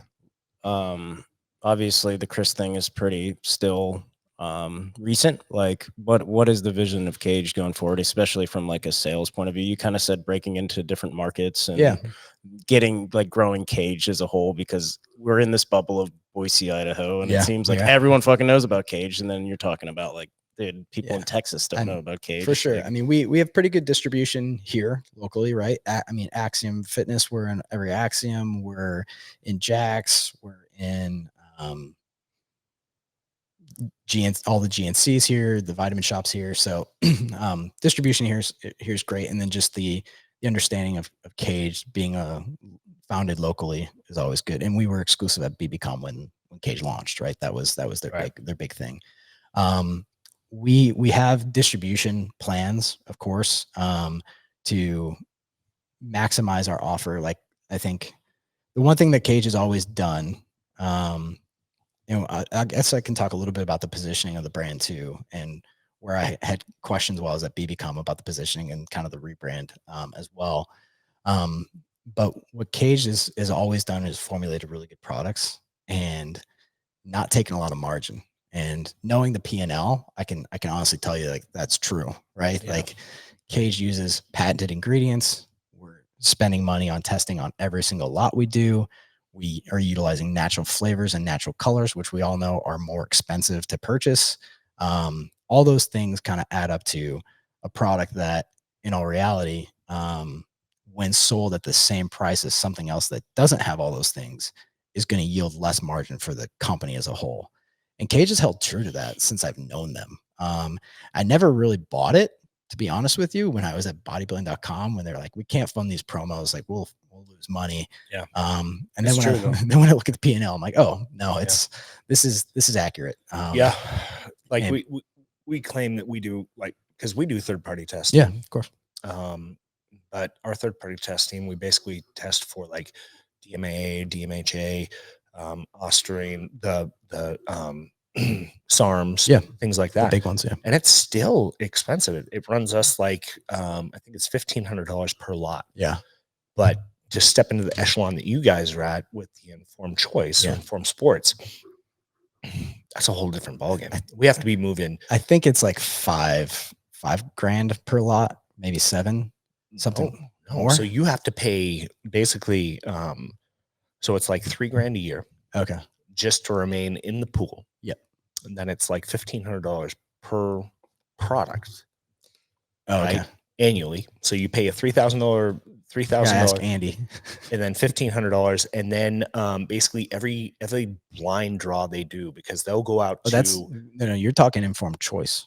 informed choice. Okay. Informed sport is like these lots are tested before they're available for sale. Yes. So, Okay. but regardless, Same. But no. So with informed sports, right? Because you have the two different ones. Yep. They still do the blind draws. So yes, they have to be tested before they hit. Yep. And then they blind draw later. And they blind draw. Okay. But you get dinged like $750 for every blind draw that they do, and they have to do it once per quarter. So yeah, you're right. It's probably, I would say it's closer to like $8,000 per lot. Yeah. Like it's a lot. It's a lot. Yeah. So for a smaller cash. company, like that's where we want to get to. Yeah. But you have to be doing volumes to make that beneficial, right? To make it cost effective. And we're not there. So we still do the third party testing, but we can't do the blind draws and everything like that. It's just, so kudos to you guys for taking that extra step and doing all of that. It's crazy. Kaged has done that since they launched, dude. Right. Like that's what's wild too. It's like they invested in that since they launched. Like they've been in informed sport the whole time, which is interesting. But to kind of get back to like the rebrand of Kaged versus Kaged Muscle, I always found it funny when I was at BBCom. It's like, all right, you guys have this really clean product. You don't use artificial colors. You don't use artificial flavors. You're informed sport tested. And your market is a hardcore healthy bodybuilder. That seems pretty niche. Like my wife would enjoy taking these products based off the things that you're talking about. Right. Yeah. Where healthy meets hardcore. Yeah, that was the old the old saying, where healthy meets hardcore.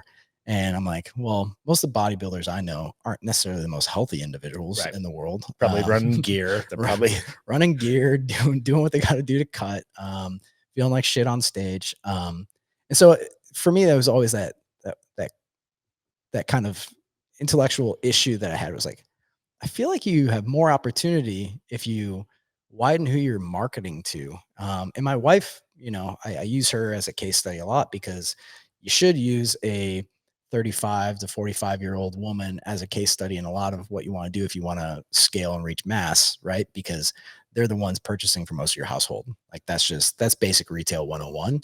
And so for us, as soon as we dropped muscle from our name, we saw an 80-20. Previous to Kaged Muscle was always 80% male, 20% female. That was how it flipped. That's how it was. Now it's 60-40. Oh, so we gained 20% more females into our, but we also scaled. So just so everyone knows, this year Kaged doubled in sales. Fuck. Doubled in sales. And next year we're gonna fucking do it again. Like that is what we're doing. And part of it is from the rebrand and the positioning in market. The other piece of it is the more people find Kaged, the more they appreciate us. You know the difference between a naturally flavored and colored product versus not. You can taste it. You can taste the difference. And so when we sample our products, when we have these opportunities in GNC, when we're getting the consumer to try our products, and we're in more places than we're cost effective, HydroCharge, right? HydroCharge is like our number one new customer kind of retention or new customer pull digitally. Well, guess what? Hydrocharge is 50 cents a serving. Find me another hydration product that's 50 cents a serving. So Hydrocharge is 60 servings for $29.99. Like no one has that type of value for the consumer, and they're gonna enjoy the product when they take it because it tastes so damn good. I mean, you got our new hydration. It's good. You like the lemon Yeah, lime? it's good. Yeah, it's a solid one. So it's like those are the things that we kind of have leaned into and are going to grow. So distribution, of course, we're going to expand in distribution next year.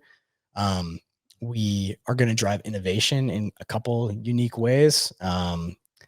Probably get into the more convenient plays. As you can see, we have sachets available with a lot of energy drinks in the market. We feel like we don't want to go down the energy drink path. Yeah, I was gonna ask that. That's not our style. Because I know, dude, I'll go to a fucking gas station. I'm just that guy. Like Yeah. I run out of pre-workout and I just get into the tendency of just fucking going to the Maverick. Yep. And grabbing an energy drink. And now Ghost is in there. They've been in there for a little bit, but it's interesting. How dare you? And I just fucking I know. Like right? Like, but Yeah. we also have like you want some refills? You want another one? Yeah, fucking hey, we're having a good time, right?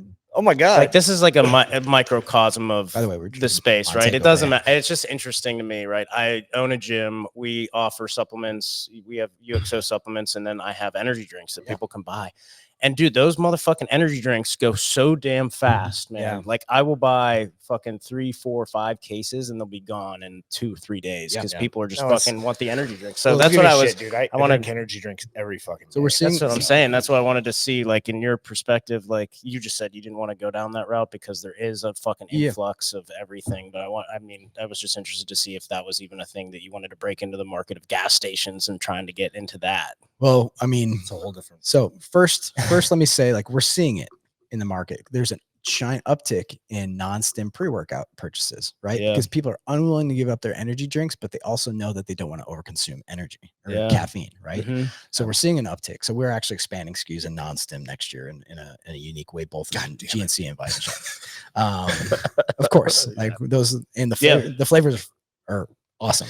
No, it's like that's where we're at too, right? That has been our number one request, and it took us forever, dude. Like that's the other thing that people don't understand in the supplement industry. When you this is not the great face. no, when Can you you go show to them at least launch, what we're drinking so they know? yeah, like, Oh, dude, the only the best. This is like it's a $7 rum that you just can't get anywhere. Anywhere. Don't judge my Malort face if you guys know what Malort is at all. But yeah, we because it's been the number one most requested product that we've had is create a non-stim pre-workout, and we went into R&D. It was well over a year ago. Yeah.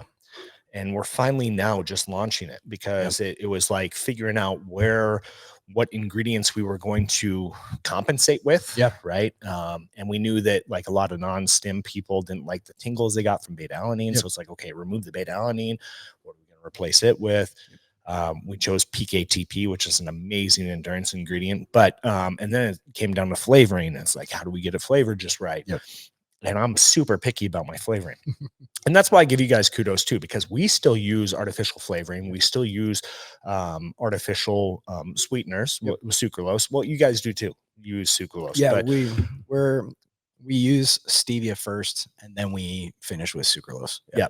And so we use sucralose, and but I'm super picky about my flavors. You guys did a great job with using all natural flavoring, because most people cannot pull that off. Like there's been we've got a couple over here that I've even had Nick sample that. Oh, it's fucking garbage, dude. It's so bad. I won't fucking call them out, but it's don't so call them out, fucking bad. But there's some that's like, hey, we use fucking natural flavoring and fucking natural sweeteners, and it's like, oh, this is fucking horrible. Yeah. Like you guys killed it. So I give you kudos for that. I get asked all the time about sweeteners, like, Yeah. and there's even an internal beta at like the corporate office, right? Where there's individuals that work there that won't drink sucralose. It drives me nuts. And dude. they send me their sightings. I'm like, well, that study's bullshit. Yes. And So I'm like, it drives me nuts. thanks for dude. reading Don't get them on a fucking God damn it. tangent, dude. I've made multiple videos on it, and but Jocko doesn't use huh? Jocko doesn't God use forbid, sucralose. dude. He doesn't, but it's like, but it's part of the marketing, right? Yeah. But the people that come after me for like, I can't believe you use sucralose. And it's like, get the fuck out of here. Yep. And they're like, so-and-so said this and this. And it's like, okay, cool. Here are the actual fucking studies. Read it yourself. Yeah. Because it's true. There is a lot of misinformation out there. And there's a lot of people that have millions of followers and they're looking for clickbait. Yep. So they're like, don't use sucralose because it's going to destroy your gut microbiome. And here's why. But the studies, if you actually dig into it, using either mice that are consuming in vitro or in vitro, or mice that are using fucking toxic toxic levels. It's comparable to someone ingesting 2-liter Diet Colas in one sitting. Is that fucking reasonable? Goddamn liter of cola. Liter of cola, fucking Farva. Where's Farva at?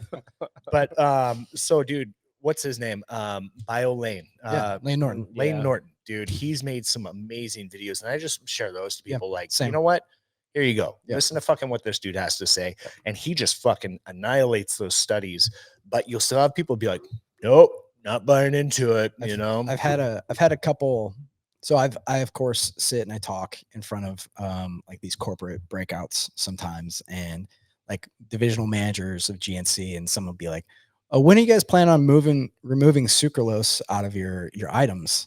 And I'm like, do you want to have that debate right now in front of everyone? And also, do you want us to not continue to have repeat purchases on our products? Because that's what will happen if you remove sucralose. Like, people don't understand. Like, sucralose taste wins 700 times sweeter than sugar. So you're using it in trace amounts to get the desired effects, which that's why we will continue to use sucralose. Yeah, like that's agreed. And I mean, I think there's, if you can come up with a concoction that tastes okay, or there's a product out there that you can get away with it, right? Of course, fine, take it out. Like our greens product, there's zero artificial sweeteners in that. Yep, it's 100%, same with us. Yeah, right. Like, or if like I think we're looking at hydration too, right? Because like we did the same thing. Hydration, you could probably get away with not using sucralose to flavor it in a way that's still good, like still tastes good to the consumer. But when you're using these big dosages within your pre-workout, there's no fucking way. But here's the thing that drives me absolutely mad. Sorry, so I'm going to get off on this tangent. Let's do it. So we use stevia on greens, and we use stevia in our greens product, and we use it in our Aqua Spike or electrolyte product. Oh yeah. Just because people want a holistic, like all natural fucking But here's the thing. So sucralose is being demonized in these studies for affecting the gut microbiome. Yeah. But why is stevia not? Yeah. Right. Like stevia, there have been multiple studies that show that stevia is just as toxic for your gut microbiome as sucralose, but people are turning a blind eye to that. Oh yeah. Because it's natural. What? Because it's natural, right? So it's like, are you fucking kidding me? So we're going to sell these products. We're going to market it as sweetened with stevia. Like, we're actually looking at switching to monk fruit next, because I think it's probably the best route to go. But I don't know. It drives me absolutely mad. Yeah. I think, I've had conversations with our formulator and our one of our co-founders, Brian, too. And Brian's like, if we can make it taste as good as it does, we would make the switch, but you can't, like, until they come up with something that can, we're going to continue the way it is. Cause if you change, well, you probably know, you change up a flavor on a consumer. Oh, they're gone. Done Day. Yeah. Right? And that's why I say, like, flavoring to me, like, is super important. Like, that's like, we go through formulation and we've kiboshed formulas. Like, Send It V2 was actually supposed to be a completely different formula. Oh, it was supposed to have 3 different trademarked ingredients in it, but we could not get it to taste good. Is it tea cream? Nope. No tea cream. Okay. But for example, like, we used rhodiola prime. That was one ingredient. And we kiboshed it. It's like, no. And, Ben even was in part of the formulation. Ben from Price Plow was in part of the formulation with us. And he loves that ingredient. Yep. And it's like, then we can't get it to taste good. So it's a no-go. Like, I have containers of our fucking R&D flavors, and it's just like, no. So we had to make adjustments, because flavoring is important. I don't care what people say. Yeah. And people are like, oh, it's not about flavoring, it's about the results. So I'm just going to pound it. That's like, fucking bullshit. You're full of shit. Not for the average consumer, dude. And that's like, if you're an average consumer comes up, they're probably not really, I mean, you'd hope that they care about what ingredients are in the product, Yeah. right? Like, but a lot of the time that's not the fucking case. And they take that product and it tastes like ass, they'll never buy it again. 100%. 100%. And they'll probably just push that to the whole product, Kaged or And then UXO what? or whatever supplement company it is, and be like, it's garbage because it doesn't taste good. I Sure. don't even want to take it And anymore. what are they going to do? They're going to go tell all their buddies, "Oh my god, have you tried this fucking Dude, shit? I It's know. fucking garbage." I know. I know. Right? Like, I mean, Well, we've been winning on sampling our protein elite series, which I just brought you guys to try out our Yeah, I'm cookies and super cream. stoked for that. I have a store that has been sampling that product to everyone that comes in, and he's selling like 60 units a week. Like, fuck. just churning through protein just by people trying our product. And that's I mean, there's so many other things outside of flavor that you can educate that consumer on to make them even stickier than just the taste. But taste will be the initial winner in most cases. It's kind of circle back to your question about next year and distribution. See, I'm pretty good. I looped this back around. Let's here. go.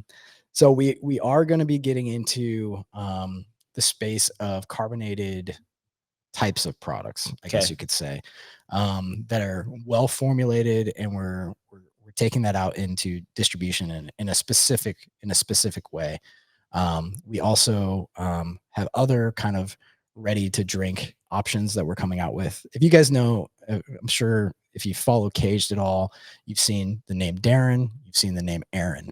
So Aaron used to be the vice president of distribution of Cellucor C4. So that's why I can talk a little shit about C4. So he pretty much built a lot of the strategy for their distribution network within C4 back in the day. And so he's kind of leading us down this path to kind of ready to drink options that make sense for Kaged, that make sense for our partners that we currently have, the ones that we want to have in the future. It makes sense for the consumer. And it's definitely going to make sense for the consumer. And we're heading into this place of convenience, right? Like there's a need for the type of sachets I just brought to you guys here today too. Especially when we have a premium product like our pre-workout and like a sachet, like that stuff. People kind of want to just grab and go. Like there's energy is great, but not everyone wants caffeine every time they want to grab and go item. So there's going to be stuff that we come out with. We teased our bars and our crumb cakes in the middle of last year, or this year still technically. And we just started seeing all these mold issues come up in market, and of like different brownies and stuff that had mold. I think Bear Bells had saw that Bear too. Bells. Yeah, They have mold on their stuff. Yeah. Oh, they're fucking. Talk about the tastiest fucking protein Bear Bells bar are in the good, market but yeah, right they now, had dude. some They mold fucking- issues. Was multiple times. the orange and yellow packet stuff, their choco things or whatever, peanut chocolate. I mean, they had a different version that they came out with that was fucking awesome. But yeah, so like the mold issues are there. So we were going to launch, and then we're like, you know what? We can't screw this up, especially within the functional food space. And we also wanted to make our packaging so different from everyone else. We wanted the concept that we're looking at is like, we want it to feel like you got a new Apple iPad. Is like the concept of like premium baked goods is what you're purchasing when you buy from Kaged, that are better for you, better sourced from the world, and like it's going to taste amazing, and it's not going to be a smash piece of shit in like a little cardboard box, right? So we went back to the drawing table on that, and these things came up, and so we're like, let's really do some rigorous testing, because our products are so natural that we don't have like the preservatives that a lot of other people do either. So like our shelf life, at minimum needs to be a year at minimum. I think when we were doing that, our shelf life was probably 8 months, and we just didn't feel comfortable enough at that point to really push it, even though we thought that we could purchase in a rate and sell in a rate that we can make that work. Yeah. We didn't want to run the risk. So we took a step back and focused on, how do we drive Elite Series at GNC? How do we showing up in Vitamin Shop in 2024 in a big way? And then we also, of course, we've gained distribution this year at Wegmans, which is a Northeast regional grocer, HEB. Where else are we? think Kroger coming on board. None of this is due to me, by the way. I'll give a shout out to Heather Nickel on our team, who's our senior director of FDM, who's amazing at her job. And so she's growing that side of the business as well. And so we're focused on distribution with the key items, right, that don't necessarily play in specialty. Because I think a lot of the missteps that occur is that people take what they have in specialty and they just put them right in retail, right? If you guys had to guess, what do you think are some of our FDM SKUs right off the cuff? What? HydroCharge, right? A low priced hydration item that tastes really good and is a lower price point, right? That one's going to go into FDM at like a 30 serve. Probably makes a lot of sense. We can compete at that price point level. Pre-caged sport. Yeah. Another mass item, kind of going up against the cellucores that are losing placement in So be like a Walmart SKU. Potentially. I think those meetings were last week. So we'll see what happens there. And then of course, potentially outlive in some, more specialty grocers, health, Sprouts, stuff like that could be potential for us. But we're focusing on channel distribution and how we show up. So specialty will be our channel of innovation within the space. FDM will be kind of our main big SKUs that we can get the more masses of the market introduced into Kaged at price point oriented fashion and kind of go from there. So cool. That is cool. I had a question on the top of my head. I totally just forgot it. Of course you did. Yeah. Stop glorifying rats. Yeah. Funny, right? What other things that were we supposed to talk about today? Oh, I have it. I found it. Sorry. What's Kaged number one selling item? Depends on where you're at, or what store you're talking to. On our .com, HydroCharge for sure is our number one selling item. HydroCharge is the one I always hear about. Yeah, it's our biggest, like I said, customer grabbing item. So like a new to file consumer into the brand will come through our hydration. When it comes to like our GNC Elite Series SKUs, our pre-workout, of course, number one, non-stim pre-workout. So our orange mango flavor is my favorite non-stim. And we do our non-stims pretty straightforward. So it's the exact same formula, just without caffeine and huperzine. Like that's it. So like many non-stim pre-workouts in the market kind of change up the entirety of the formula. Where you take out the beta alanine or you take out some other ingredients and you really just create kind of a pump and energy formula where we're keeping all of the performance, all the electrolytes, everything, the taurine, the alpha GPC, like the focus stuff, and then just truly removing the stimulant factors in it. So that's how we are. So you get a really good, still well-rounded workout without the caffeine. Yep. That makes sense. It's interesting. I would have thought that it was pre-workout, but maybe just in the sphere that I'm in, just everyone drinking fucking pre-workout. Yeah. That's what I'm like, but yeah, that makes sense. That it's just HydroCharge. HydroCharge is very unique because it's not like an electrolyte mix. It's but it tastes amazing. Yeah. Right. So you have Spectra in there. A little bit. It's like a little bit of electrolytes. Like it's one of those items that you can easily have 3 or 4 scoops a day. To help you just dump it in your jug of water. Yeah. It's stay hydrated. At the end of the day, like, do you know what HydroCharge was originally?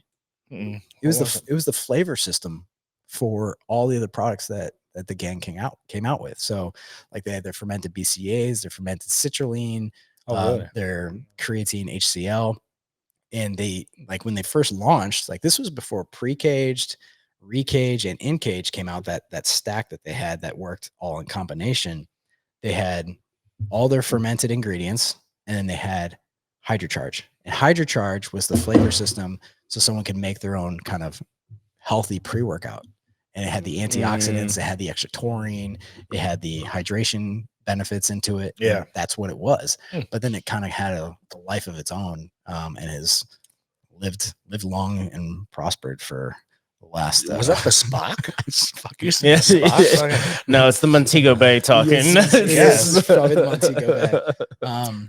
But yeah, so it's been super cool. The transition and being a part of the growth and seeing where the company can actually go. I think that's that's the true opportunity for me too, is just seeing what I am capable of with growing Kaged too, which is exciting.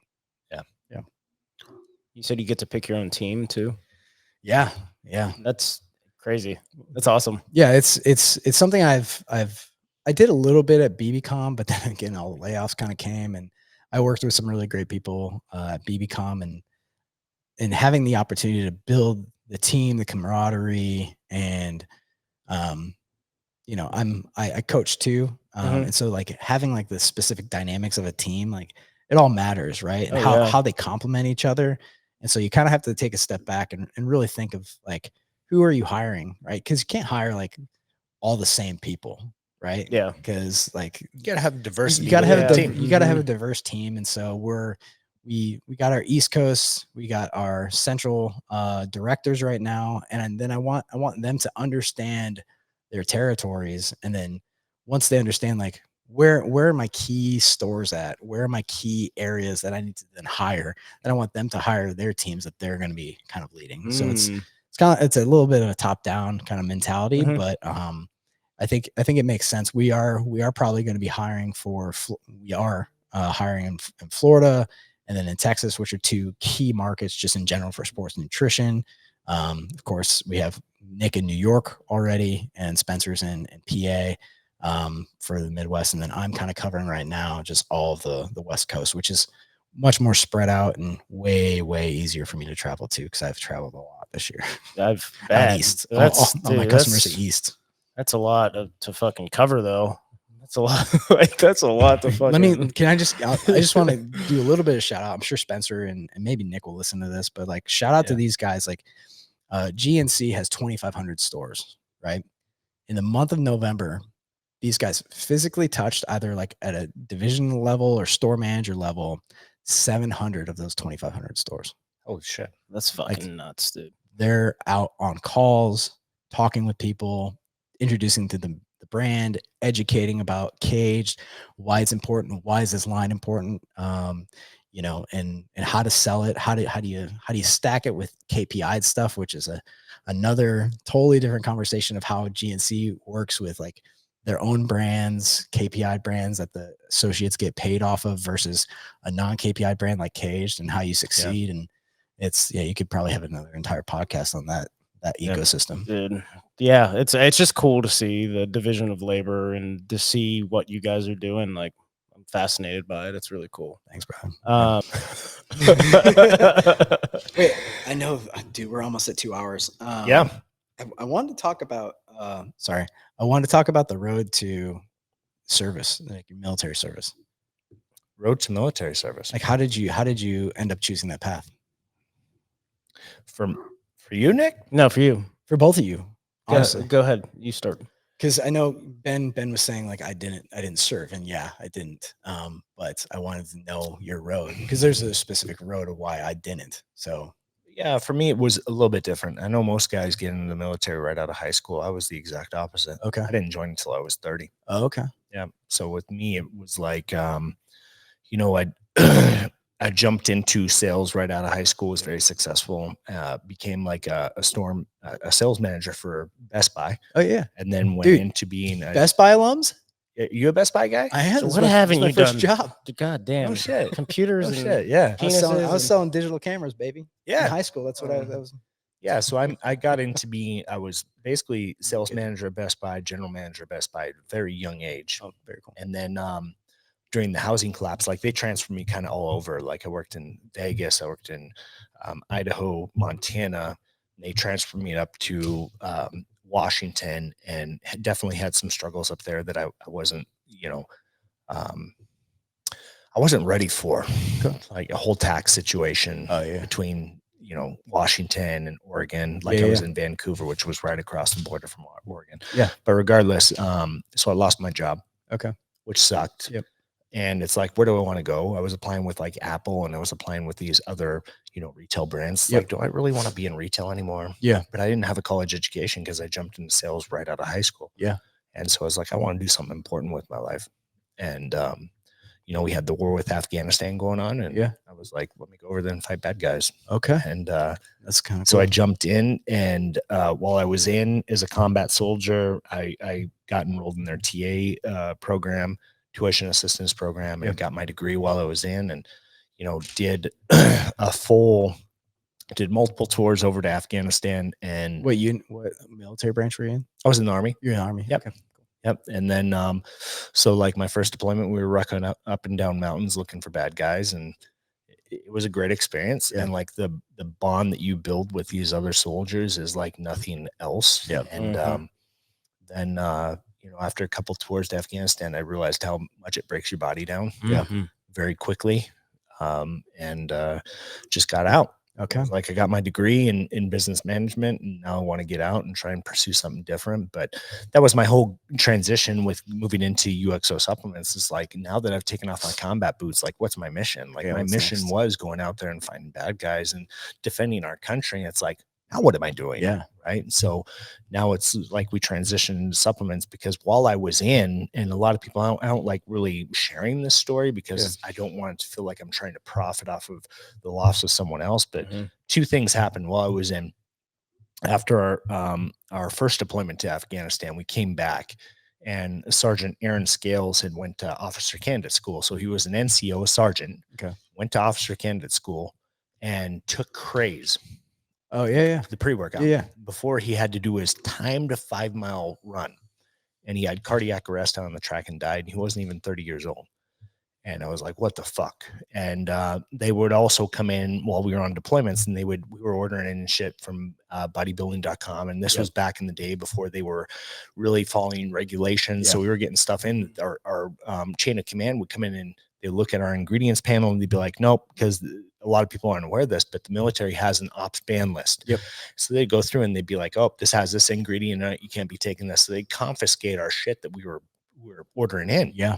And for us, we weren't making a whole lot of money out there being a combat soldier. Yeah.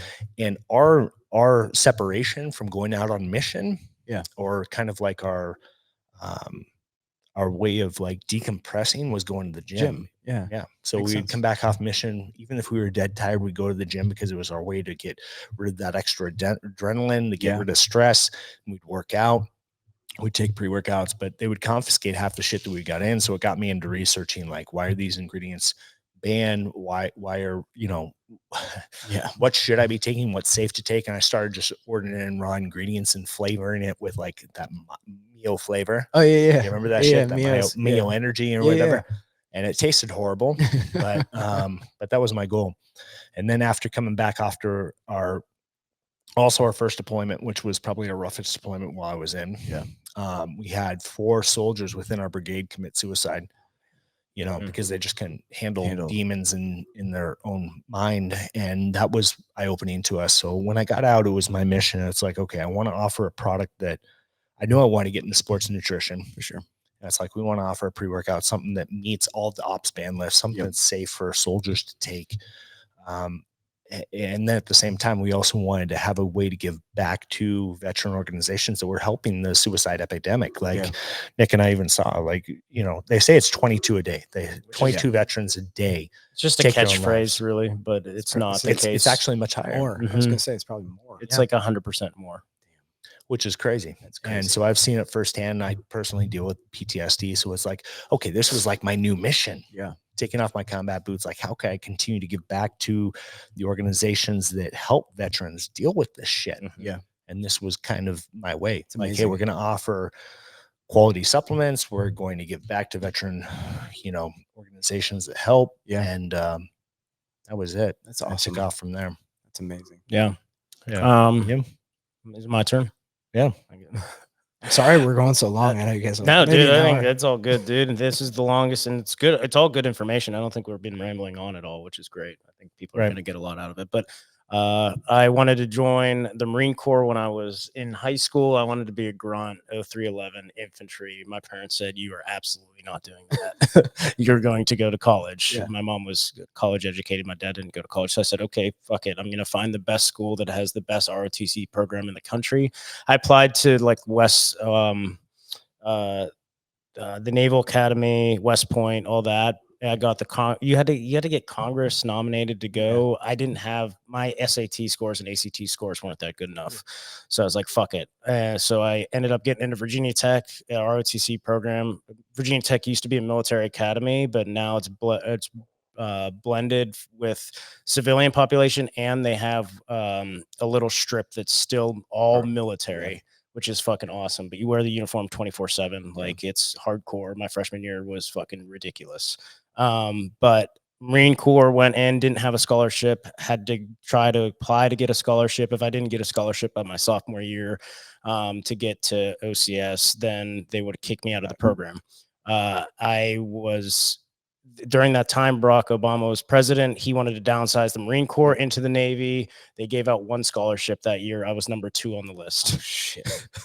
So I said, I guess this isn't for me. Goddamn I guess I Obama! can still enlist in the military, but I was like, I don't want to enlist in the Marine Corps after going through ROTC.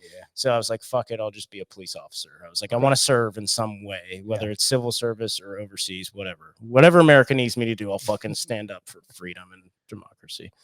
But I got to that point. I started applying. I was going to be a Washington, D.C. police officer. And my buddy calls me, my best friend, roommate in college. He was Fairfax Police Department police officer at the time. His first year in, he's like, fuck, dude. He's like, I want to go to grad school. He's like, to rank up in the police force, if I want to be a police chief, which he will be, because that's just his mindset. He's like, I need a fucking grad degree. He's like, dude, I'm going to pay another $35,000 out of pocket. I should have just enlisted in the Air Force, got the GI Bill, and then I could have did 4 years, got the GI Bill, then I could go to the police force and I don't have to pay for grad school. I said, that's a fucking brilliant idea. That's what I'm doing. Sign me up. I went to the recruiter's office for the Air Force. I said, military police sounds good to me. Signed up for military police, skipped my college graduation to go to basic training, and then got into the military police. From that, I deployed to Kenya, Africa. Then when I came back from Kenya, I got picked up to be with OSI, which is like NCIS, but in the Air Force. So I did all the investigations from child sex crimes to drugs to sexual assaults, all the felony level crimes. We did that. I did that for 5 years, got out in August of the Air Force. And now I just got picked up. Wait, this August? Yeah, this August okay. I just got out. So so I built the gym while I was still in the Air Force, which is kind of cool with my buddies. And then, I got out. I got medically retired out of the Air Force. Because my foot got all fucked up. And that's a whole different story. Got some plates in there? Well, I was supposed to be, but they drilled too far fucking deep into my foot, cutting my FHL tendon in half, which is like a medical anomaly. Like there's no medical literature on what happens when the FHL tendon gets cut because it doesn't happen. Damn. So yeah. You still power lift though? I can power lift, right? I can do like non-movement workouts more or less, but I can't run, so I can't do strongman shit. You know, I feels like it's gonna snap in half. Oh wow.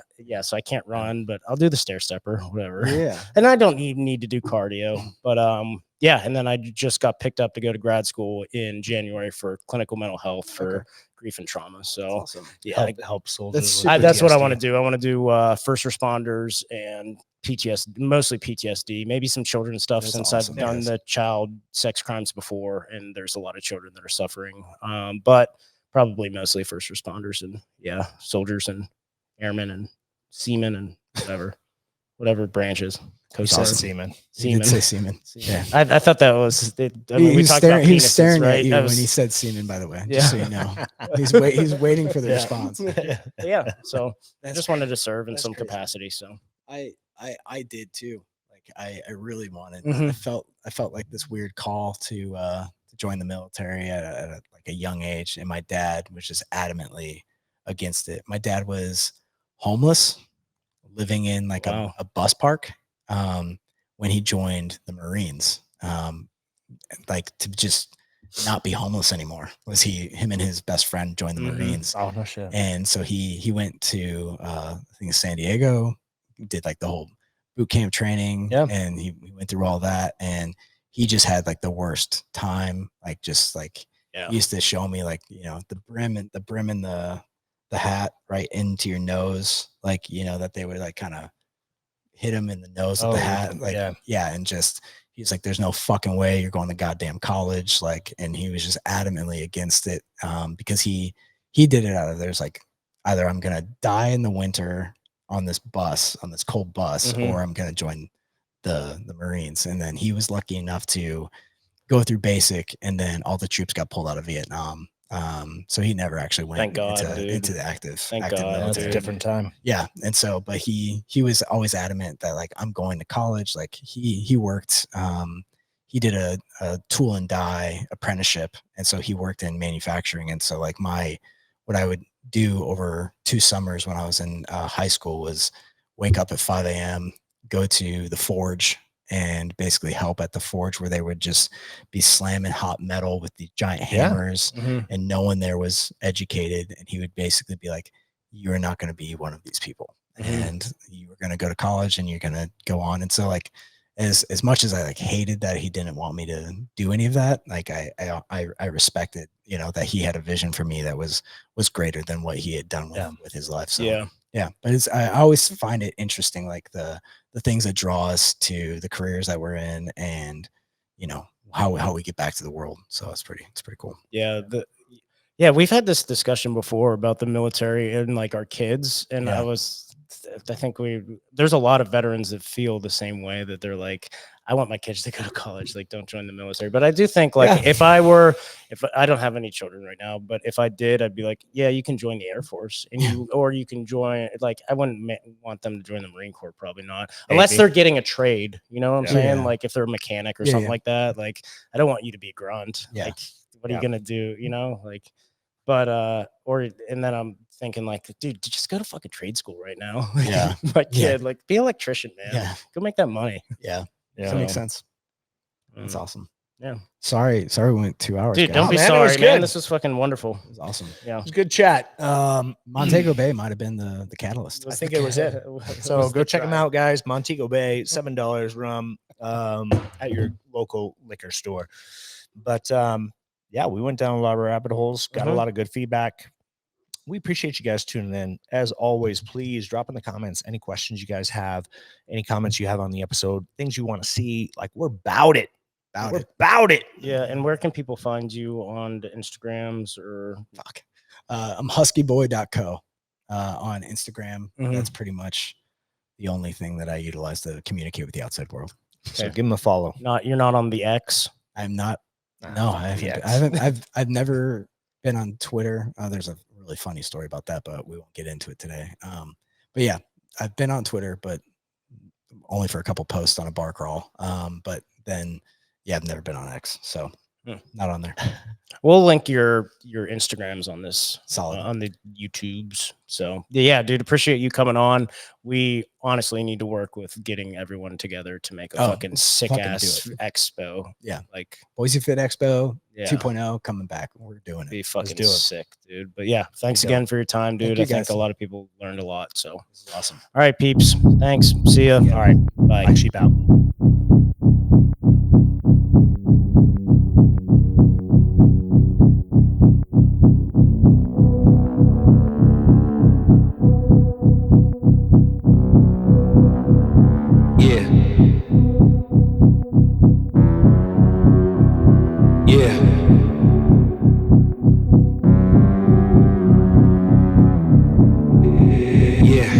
I got bad thoughts that make my mind